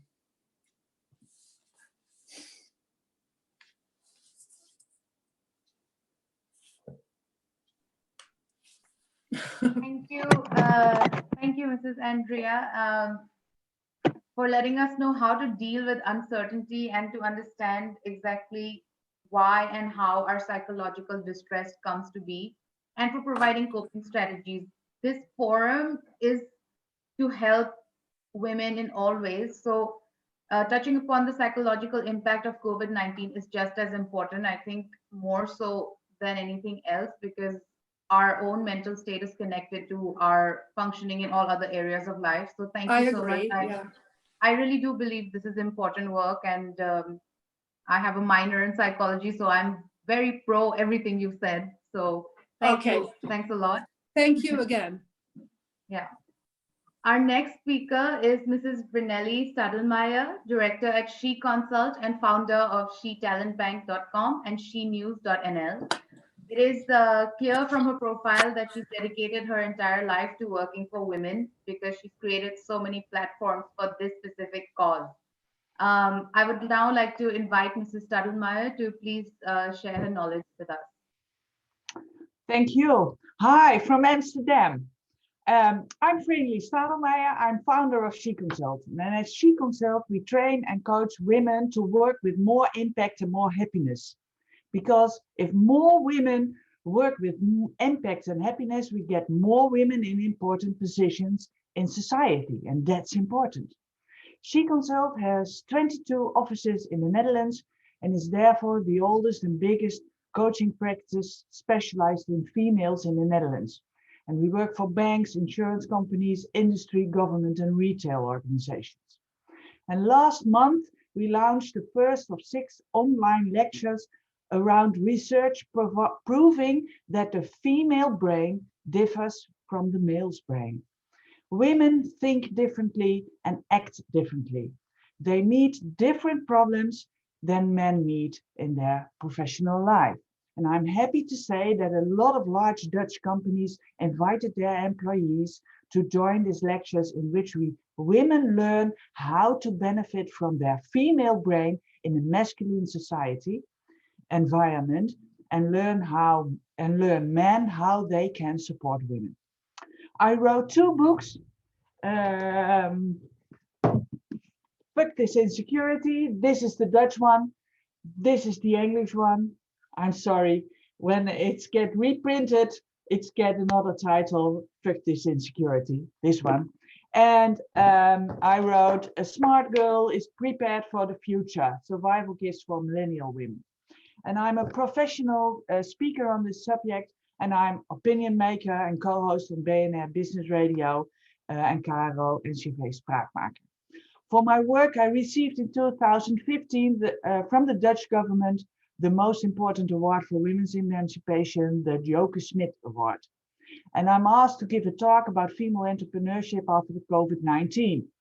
The corona pandemic has disrupted plans, changed priorities, scrambled existing networks, and made us all actually aware of the fact that we cannot predict the future.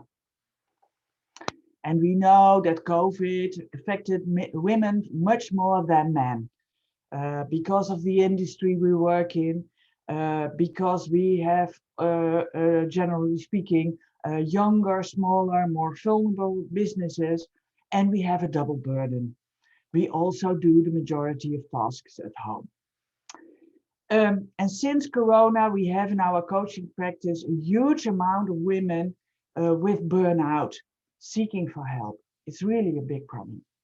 And now and after Corona, we all know that we need more female qualities, such as empathy, connection, bringing people together, will be more necessary than the male ones. But I don't want to talk about that. We all know. We've heard it 1,000 times, and it doesn't help us as an individual. And I think it's a bit boring. I want to talk to you about what you can do to improve as an entrepreneur. As a professional speaker, I've spoken in theaters crowded with female entrepreneurs. I was a guest speaker at many female entrepreneurs network events, and I've coached hundreds of female entrepreneurs. And I myself am a female entrepreneur for more than 22 years. And those female entrepreneurs have one thing in common. They are great women. They have to work 2 times harder than men for the same respect, for the same result. They are so good in what they are doing. They are strong, resilient, innovative, smart and caring. But here it comes. They have something else in common that hinders them, that holds them back from growing, from increasing their business, from earning a decent income, from getting the results they want. And I'm sure that if I tell you what that is, you will say, that doesn't apply to me. But please, let me finish my talk. Listen to me. Give me the benefit of the doubt, and then tell me if I'm wrong. Okay, there we go. What is it that almost all female entrepreneurs do not have? And what is it that all female entrepreneurs need after the Corona crisis? Self-confidence. I'm talking about the imposter syndrome, the fear of being found out, the fear of not being good enough, the fear that you're not as good as everybody thinks. We know from research that almost everybody, women and men, that they all have that little voice in their head saying, you're not good enough. They'll find out. And we also know from research that men don't listen to that little voice. Well, at least 70% doesn't listen to that voice. Women, on the other hand, do listen to those voices. Research shows that 75% of women are hindered in their career and in their businesses by those voices. How does it work? For example, you have to do something difficult. And then there is that little voice in your head saying that you shouldn't, that you're not good enough, that you will fail. And that's frightening. What happens is that your amygdala, you know, that's the oldest part of your brain, the part that regulates most basic emotions as fear and anxiety, goes on. Your amygdala is hostage by your thoughts. There are 2 ways out. Fight or flight. And fighting is hard work, 24/7, never finished, never good enough. Perfectionism, setting the bar very high. Because a mistake is a drama. It's the proof that you are not good enough. The proof that the little voice in your head is right. And it's a highway to getting a burnout. Flying is running away from it, not doing it. It's running away from the presentation you asked for to give.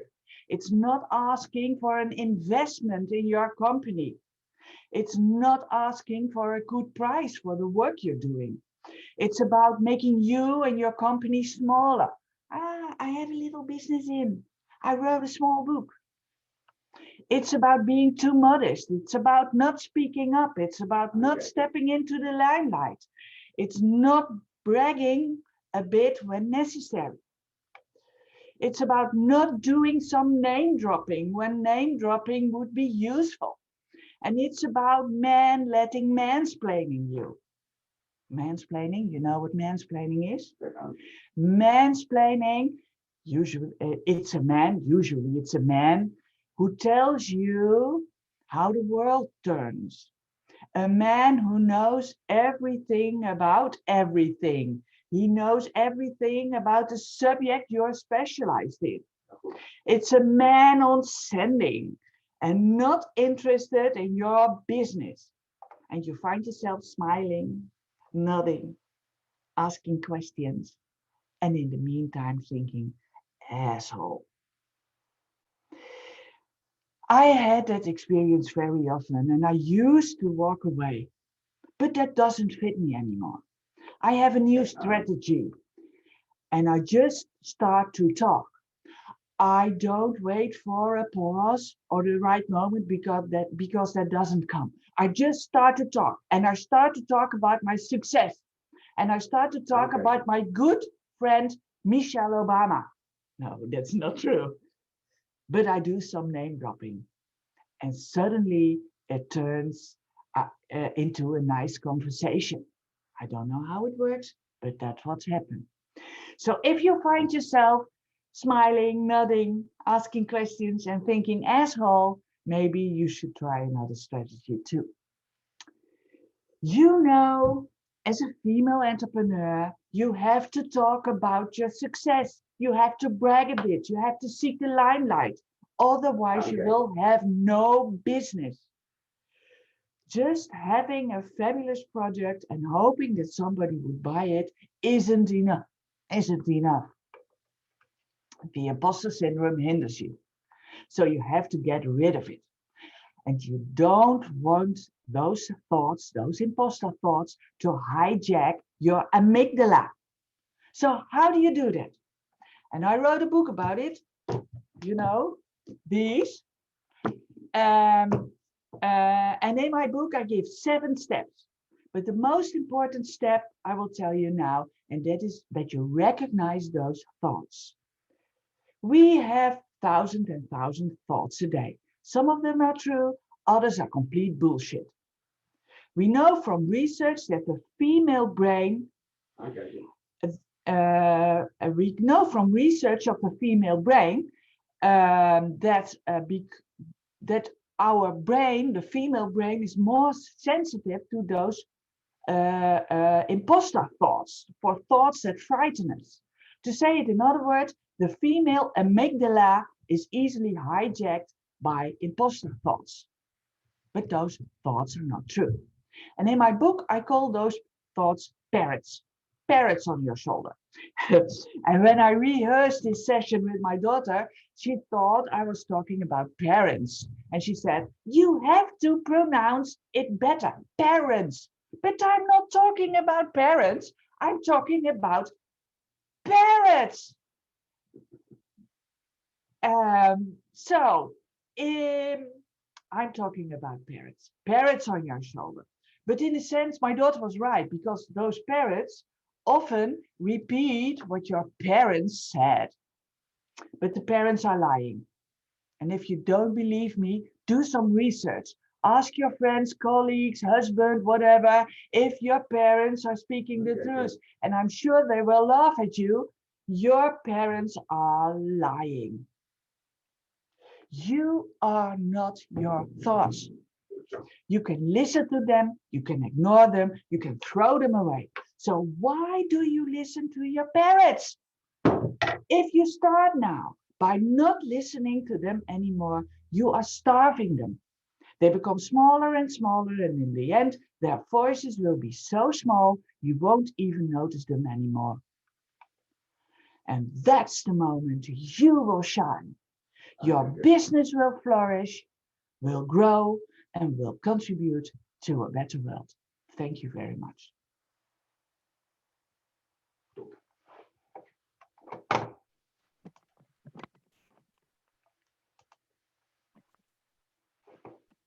Thank you so much, Mrs. Stadelmeier. You are so right when you point out that women and men think differently and have a different set of problems.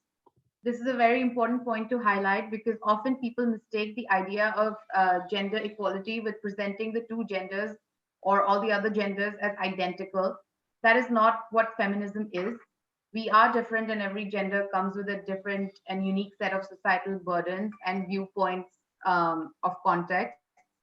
The idea, as you have pointed out, is to give equal opportunity to all these viewpoints and harness the positives that arise from the difference.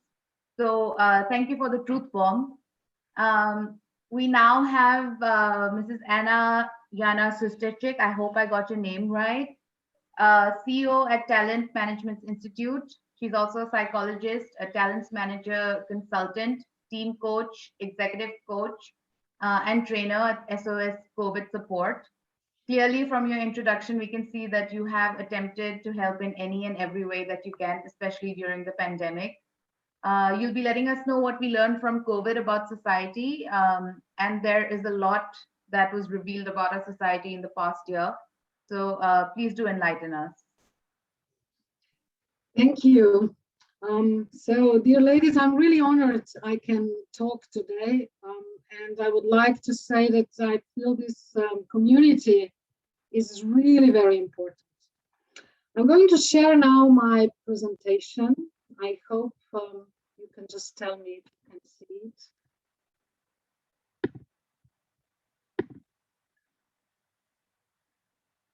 I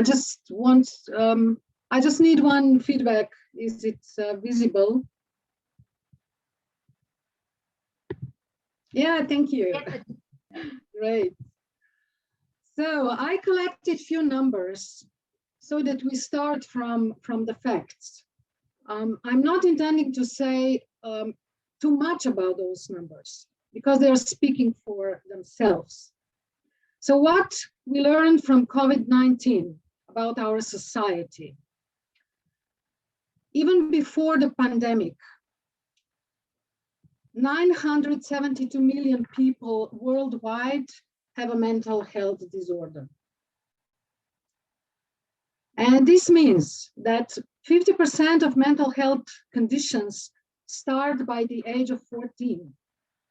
I think it's really important that we all remember how we felt and how we saw the world and what beliefs did we carry on from the age of like 6 that we remember to the age of 14. And we also need to know that suicide is the second leading cause of the death in people aged from 15 to 29. To me, it's shocking. Every 40 seconds, someone dies because of suicide. And people with severe mental disorders die 10 to 20 years earlier than the general population. And there are more women than men among people with mental health disorders. This excludes the alcohol and drug use disorder and schizophrenia, just to know. And there is more women with anxiety and depression than men. And because we are in economic forum, I just want you to know that the global economy loses more than $1 trillion per year due to depression and anxiety. So we realized in this pandemic that, of course, when shocking things happen, when war or pandemic starts, it's normal a reaction that a human being reacts with anxiety. But we were not prepared nor equipped for this mental health crisis. It is not only a health care crisis, it is mental health crisis. And if we combine a little bit those numbers, so the first one is people worldwide having mental health disorder. The second one is cases of the COVID-19, not only in 1 year, in all the time since it started in March, let's say in the beginning of 2020. And 2 million people died of COVID. Just think about it. It's important to know that younger people have more anxiety issues, more depressive disorders during the COVID.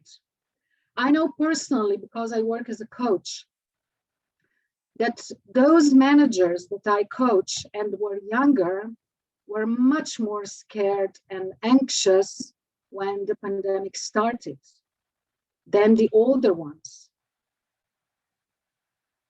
So another one of the data, every share of adults reporting anxiety or depressive disorders have risen in the pandemic time 4 times, from 11% to 41%. In Slovenia, I work also on the help phone because I believe that when things like this happen, we need to contribute to society. Even though I have my own business, but I believe like you have to save some money always, like 10% or 20%, that's the way you have to also give to society when crisis happens. So what we notice is increase in sleeping disorder, depression, alcohol consumption increase, the drug abuse. I'm not giving the numbers because I believe that the research was not really done properly, too small numbers, but it really correlates very much with the world numbers. What hurts me the most is that there is increase in child abuse, domestic violence, and suicide rates. And this is the number that shocked me. Number of criminal actions dropped. It means theft and burglary and things like that. But the number of murders have risen to 60%, or 60%. We don't even have the data about the suicides. And most affected are young women. Okay, what can we do? I would like to share a little bit of my story when I was young. It's like 25 years ago that I attended my psychotherapy because I was confused about my future. And my therapist said to me, you know that women have a special power. It's not only men that are powerful, because women are giving birth. And raising children is a special power. It's the women who are narrative, which means that we are bringing from our body a new body into the world. And I would like us to remember this more often. I would like us not to be as men are, because they are wonderful, I like them, but that we would really cherish our female power and know that we are those creatures in this world that are narrative, and that we are bringing children up, and that's the most important thing. And I would like you to ask, what world do we want to born into tomorrow? Thank you.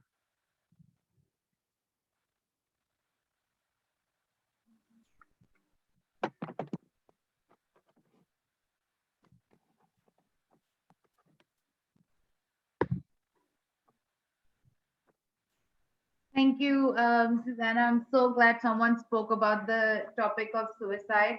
The spate of suicides that has hit the news since March 2020 only shows a small percentage of the lives that have been lost in the times of isolation and distress. It is also known that women have been put more at risk of domestic violence due to lockdown measures worldwide. So thank you for shining the light on this very important topic. Our next speaker is Marieke Feinwandrath, who works as an independent strategic advisor. She has over 15 years of experience in telecom strategy with a varying focus and far-reaching practical experience. She's also been director at Sustainable and Smart Urban Development and Digital Infrastructure at PwC. I'd now like to invite Mrs. Feinwandrath to speak to us.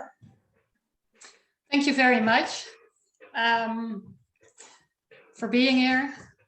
All the parrots of my shoulders, and let's start. There's no doubt that the COVID-19 crisis causes problems and serious suffering for many people around the world. However, besides these negative figures, we also see another side, and that is of a group of people that recognize the opportunities offered by the COVID-19 pandemic and have been pivoting and adapting their... What? Do you all see me? Oh. Okay. Excuse me. That recognize the opportunities offered by COVID-19 pandemic and have been pivoting and adapting their businesses to it in order to seize these opportunities. There are a lot of inspiring stories of talented entrepreneurs who are responding to the challenges of the crisis in creative and unique ways. This is a broad trend which is visible throughout society, a shift in business models and an unprecedented amount of innovations. It is fascinating to me to see how extremely innovative and resilient people can be during times of major crisis. Think about the very successful startups like Uber, Airbnb, WhatsApp, and Pinterest. They were all founded during or just after the global financial crisis. Going through literature, I noticed that two elements have proven to be crucial for success of innovation and leadership during this pandemic. First is resilience and flexibility. COVID-19 has made great demands on our resilience. In order to survive the crisis, businesses might require an entirely new business model, preferably one that makes the best use of existing current resources, like people, intellectual property, technology, systems, or capitals. This has the potential to lead to previously unseen innovations or ideas. We see companies being successful that have been proven to be able to embrace chance and turn it into new short-term opportunities. They have been able to develop new innovations for the crisis situation. Several hotel chains worldwide started to offer their rooms per day to remote workers, allowing them to have a quiet space to work. Others made location available for corona, hospitals, or test locations, or they even opened their doors for homeless people during periods of frost. Another inspiring example I came across is the Dutch entrepreneur Faisal Siddiqui. I hope I pronounce his name in the right way, who saw his cruise traveling business collapse during the travel ban and decided to look for new opportunities. He noted that his fitness club and favorite restaurant both needed a tool to process appointments and handle the mandatory corona administration. In only a few weeks, he created a platform where entrepreneurs can link their calendar, plan appointments, and even integrate checks in line with the national corona measures. A new business was born. This brings me to the second crucial aspect, the acceleration of the digital transformation. Already in the years before this pandemic, the necessity to seriously invest in digital transformation was already on the agenda of most business leaders. Due to COVID-19, this transformation has now become immediately crucial for survival. Born out of necessity, the digital transformation of our society has significantly accelerated. And those entrepreneurs who know how to seize the digital opportunities, therefore, enjoy a big lead over the rest. As a result, we saw a large growth in all kinds of online businesses, from online wine tastings, creative team events, knitting and cooking courses, to online yoga and book clubs. Online teaching has opened doors for people who cannot easily attend lectures elsewhere. The broad acceptance of working from home allows women a wider choice of employers because they are no longer limited by working close to home because of childcare. And instead of jumping on a plane, we now attend conferences and seminars online. The highlight of this for me was when 200,000 Buddhists gathered on a giant screen of 290 meters via Zoom to celebrate one of their holiest days. We can network and create business with people around the globe much easier now. And this brings me to my passion and field of expertise, smart cities. Worldwide, we have seen that COVID-19 has been an accelerator for smart city developments. Closing shops led to a huge increase of smart shopping services. After the first lockdown in the Netherlands, a huge increase in websites of local stores was visible. And during the second lockdown, most of small entrepreneurs even had developed a web shop. Also, a fast transformation towards telehealth took place. All doctor consults that do not require physical examination are now taken online, as well as many therapy sessions. This has created an enormous increase in efficiency in this sector and has considerably increased the convenience for citizens. We saw a very steep digital learning curve, and years of digital lag were made up in only a few months. COVID-19 has also catalyzed significant investments in IoT projects and an increase in the usage of data analytics by governments across the world. And when data is shared securely, the technology can reap huge benefits.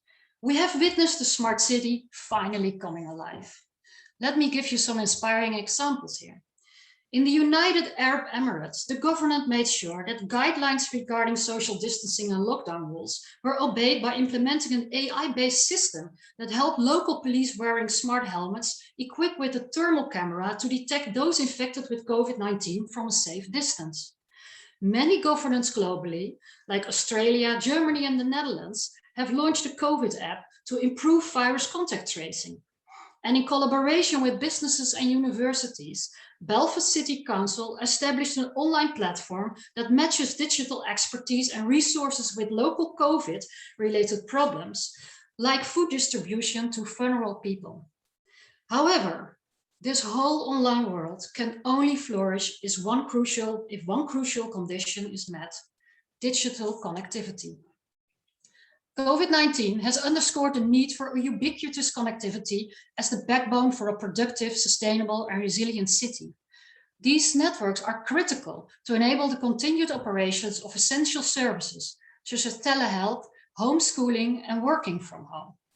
I realize that here in the Netherlands, we find ourselves in a very privileged position.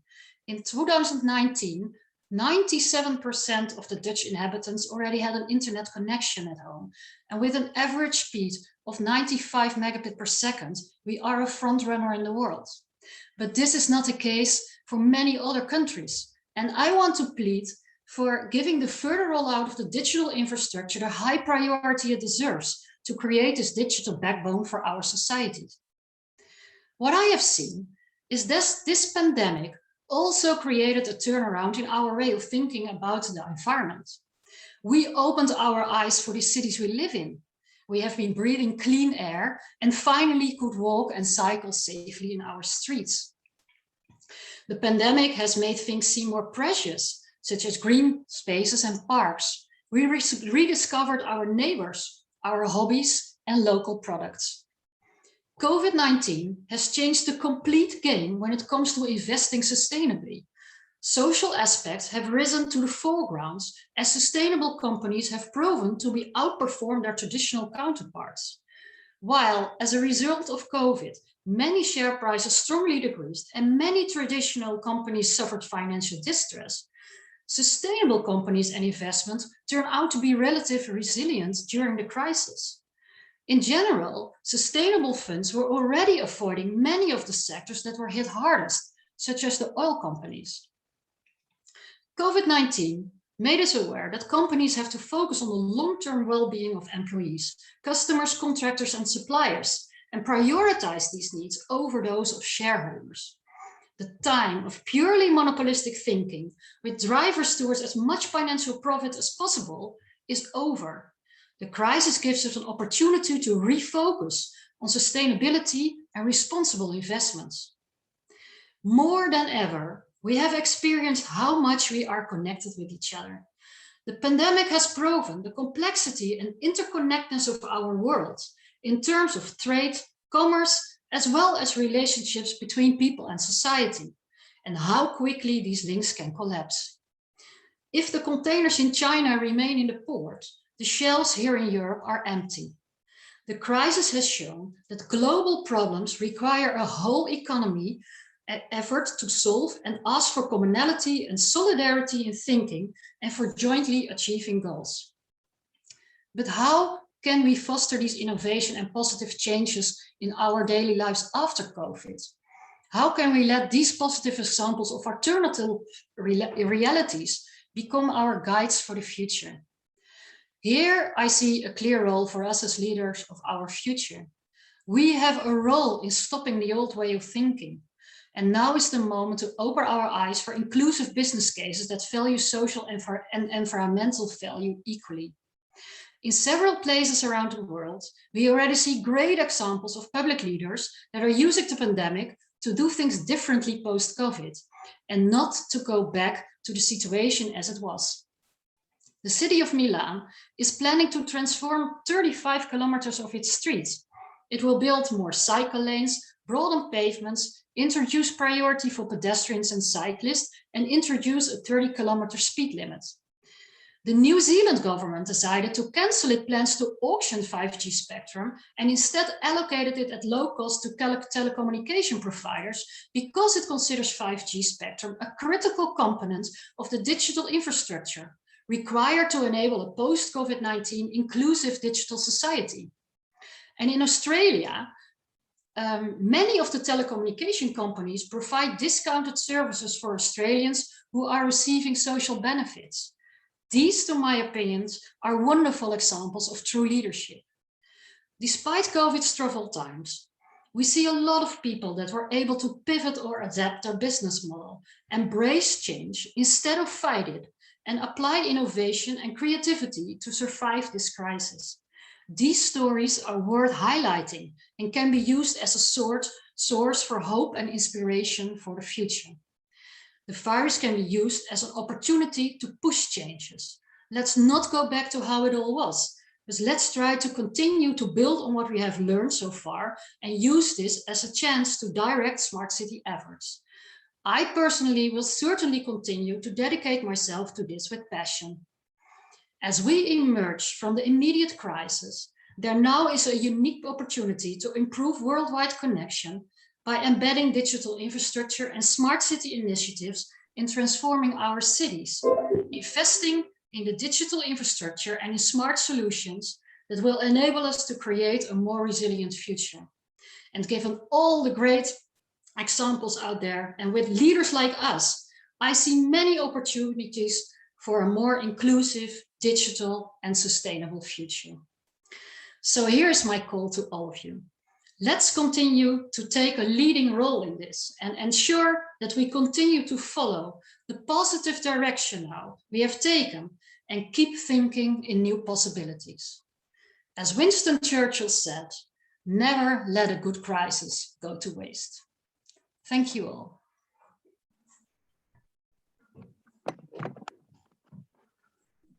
Thank you so much, Ms. Wijnandrath. You spoke to us about what leadership looks like in different parts of the world now after COVID-19. And what we are taking away from everything that you said is that true leadership is basically harnessing the resources we have available for the people you are leading or for the people you're working for. And I think that's a lesson that all the entrepreneurs who are here today and listening to you will take away with them. So thanks a lot for that.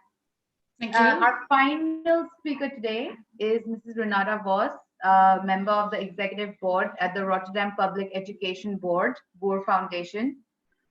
We are so lucky to have someone who is in public service speaking to us today. Mrs. Voss, will you please go ahead and speak to us? Good morning, no, good afternoon, everyone. It is lovely to be here. And I want to compliment the organization with this interesting program and all the inspiring speakers we've already heard. And I find it a privilege that I might share my story here today. And my story is about education, and in particular about education in times of COVID in the city of Rotterdam. Earlier this morning, we heard Mr. Moti, he's alderman in Rotterdam. So he already talked about the city, but I want to add that in the city of Rotterdam, the population is very diverse with more than 170 different nationalities. And that is very important for our schools. It's also a city with, by Dutch standards, large income differences. And these differences are getting bigger as a result of COVID-19.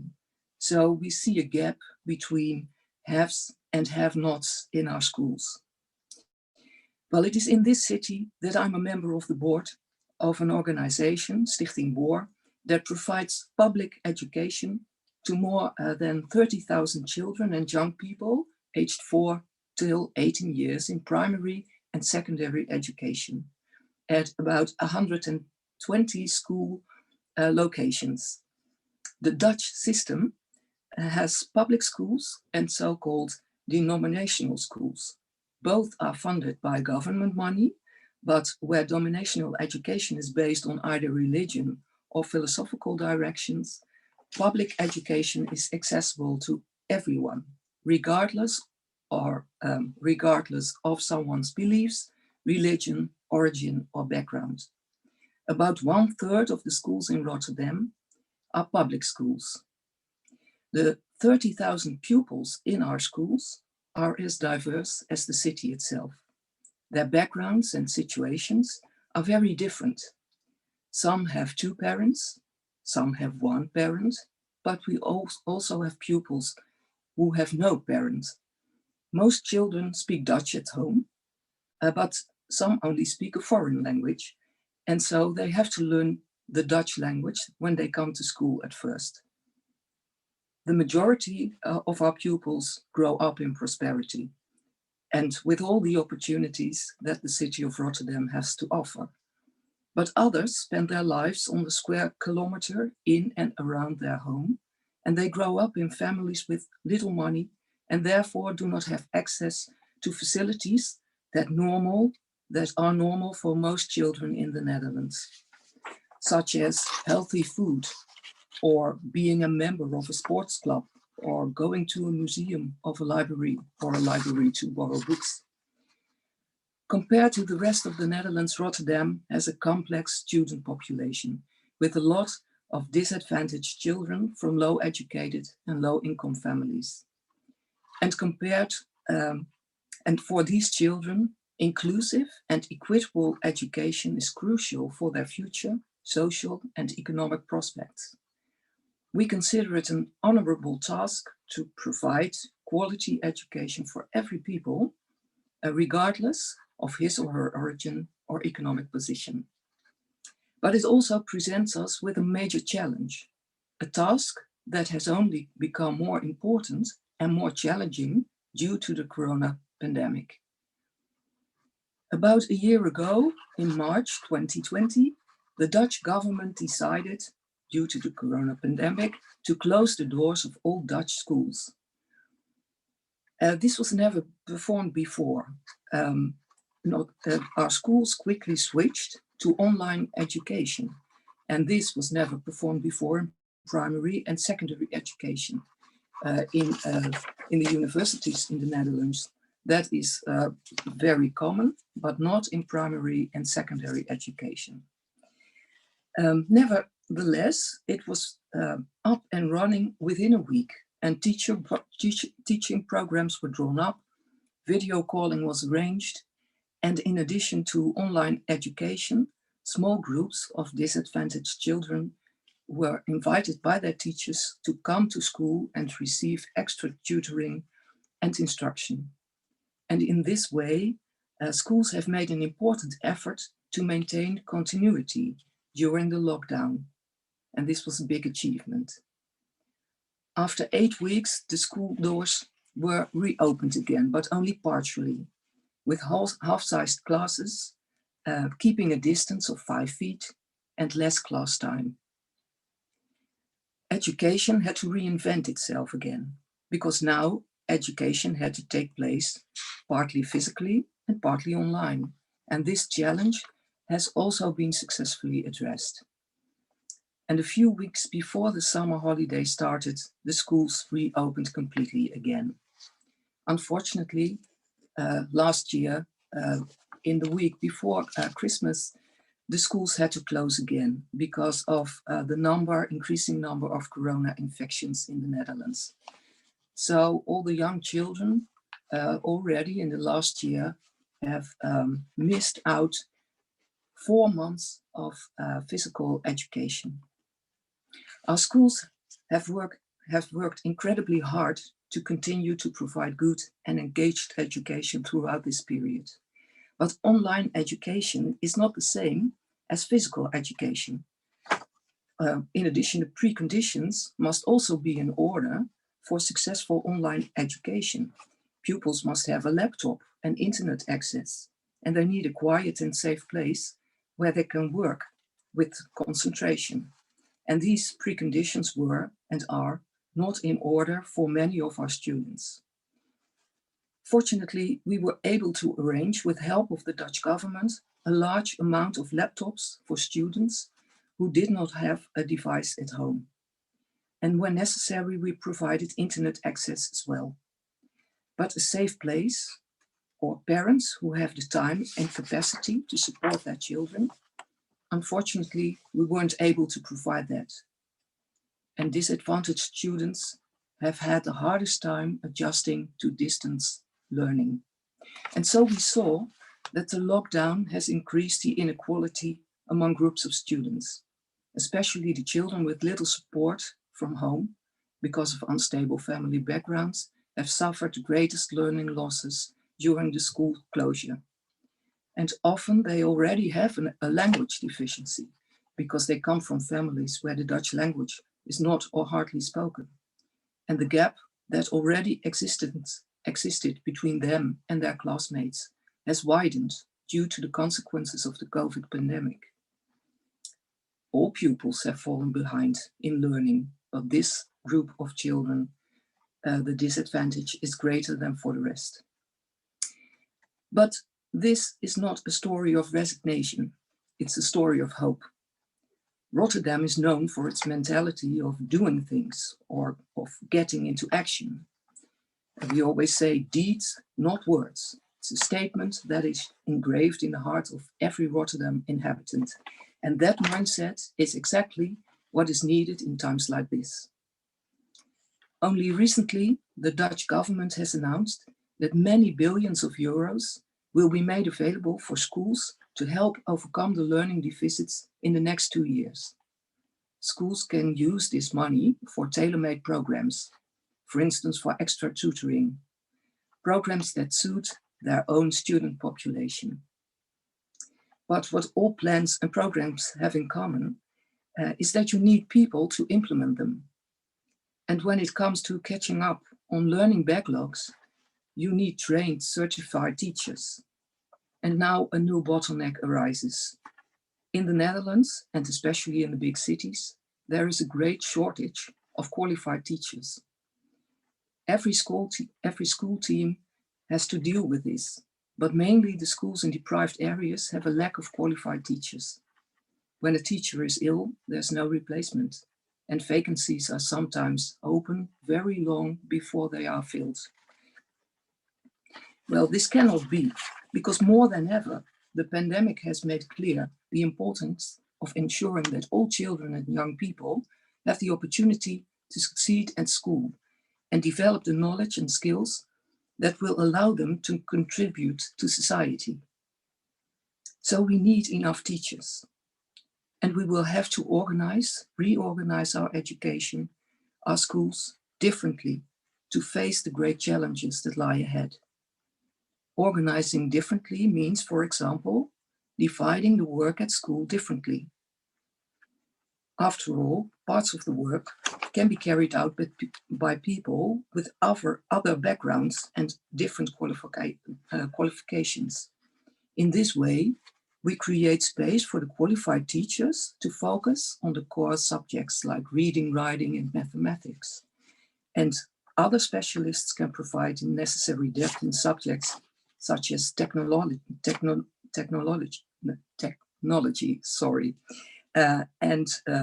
for instance, foreign languages. Our ambition is to set up our schools with diverse teams of professionals, people with different education and backgrounds, and each with their own area of expertise. Together, they will provide education that meets the needs of all the individual students, which is essential because the impact of the corona crisis is different for every child. And together they ensure that our students get the solid educational foundation they so desperately need in life. This solid foundation reduces the distance between the haves and the have-nots and offers every child the prospect of a successful future. Well, the corona pandemic has taught us that our schools are resilient and flexible. And now that hopefully soon the world will slowly open up again, we are taking what we have learned during the pandemic into the future, not just for the next 2 years, but to achieve sustainable change in the organization of our educational system. In this way, we use the crisis as a catalyst for innovation. We build our schools up with the ambition to make them stronger and more resilient than before. We roll up our sleeves and get to work. We make it better. That is the Rotterdam mentality. And please remember, there are lots of teachers needed. If you have a business that has suffered from the COVID pandemic, consider becoming a teacher. It's a very important job. I thank you for your attention.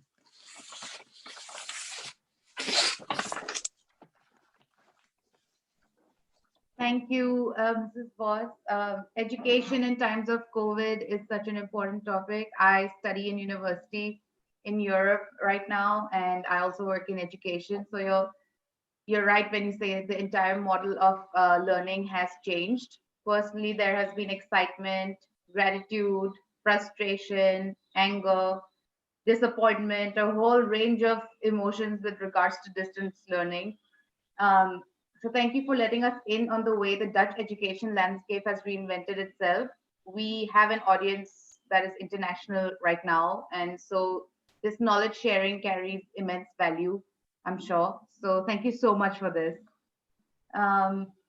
With this, we come to the end of the event. However, we did put aside a slot of time for questions to our speakers. Since we are running out of time, if you do post questions in the chat box, we will email those questions to the specific speakers that they are posed to, and then you will get your answers. For now, I'd like to invite Dr. Harbeen Arora to present the awards for our speakers so far, and also to give a few closing remarks, if that's possible. Thank you so much, everyone. It was a most inspiring speech. This one, the one earlier, each one had so many different aspects and points to cover about smart cities. I particularly enjoyed my soul sister Marieke. I learned about the psychological issues as well, which is so true. At least somebody talked about it. We spoke about it. So I think it was a very holistic sort of, and we covered education too. In fact, on education, I had a question, but Richa is right. We are running out of time, and I will ask my question another time, which was really about the shift from teaching to learning and how organizations and schools are going to be equipped to take note of the fact that students are learning through multiple channels, and how do we reward and acknowledge the learning that students are doing and not just the teaching that the teachers are doing. So maybe that's a discussion for another time. Also into education with my sister Renata, we can take it forward. It is now my great privilege to announce the awardees for the day 1 of the Women Economic Forum Europe 2021. My soul sisters, I'd like to congratulate my soul sister Andrea from Croatia, Zagreb, who is here with us for the award of Exceptional Women of Excellence. Congratulations, Andrea. I'd like to thank you ladies for the applause. I'm reading from my phone, so my hands are a little tied, but thank you for supporting me in lending the applause to our very deserving sisters. I now have the honor of announcing the next award for a very inspiring soul sister, who is the director of She Consult, She Talent Bank, and She News, my soul sister, Renelli Stadelmeyer. Thank you so much. You are indeed an exceptional woman of excellence, and the Women Economic Forum is honored to award you. Thank you so much for your inspiration. I next come to our soul sister, Ana Yana from Slovenia. Hello, Ana. Thank you so much for your inspiration. And we are honored to award you from the WEF as the Exceptional Woman of Excellence 2021. Thank you so much for joining us. I now announce our sister who I announced earlier as well. So double celebration for you, my sister Marieke Finn van Drad, as the iconic woman creating a better world for all. Congratulations. And last but not the least, my dear soul sister Renata Vosch, who just enlightened us with a wonderful presentation on education, for being the Women Economic Forum 2021 iconic woman creating a better world for all. Congratulations, all awardees and dear soul sisters.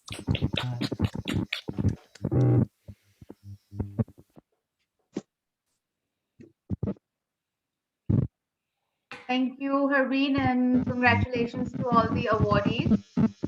This brings us to the end of today's event. We also have a masterclass by Ms. Ara van Zanten at 1 p.m. Dutch time. The participants are already pre-registered and we will be sending us, so please go and have an inspiring time with her.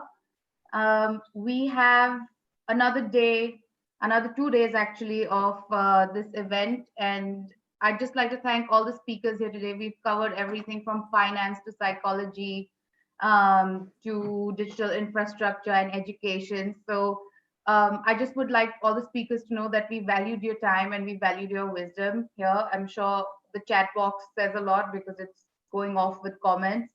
So thanks a lot, and we hope to see all of you again tomorrow and maybe more. Please, if you have any friends or acquaintances who would like to join, please do ask them to register, and we'll see you again tomorrow and day after tomorrow. Thank you.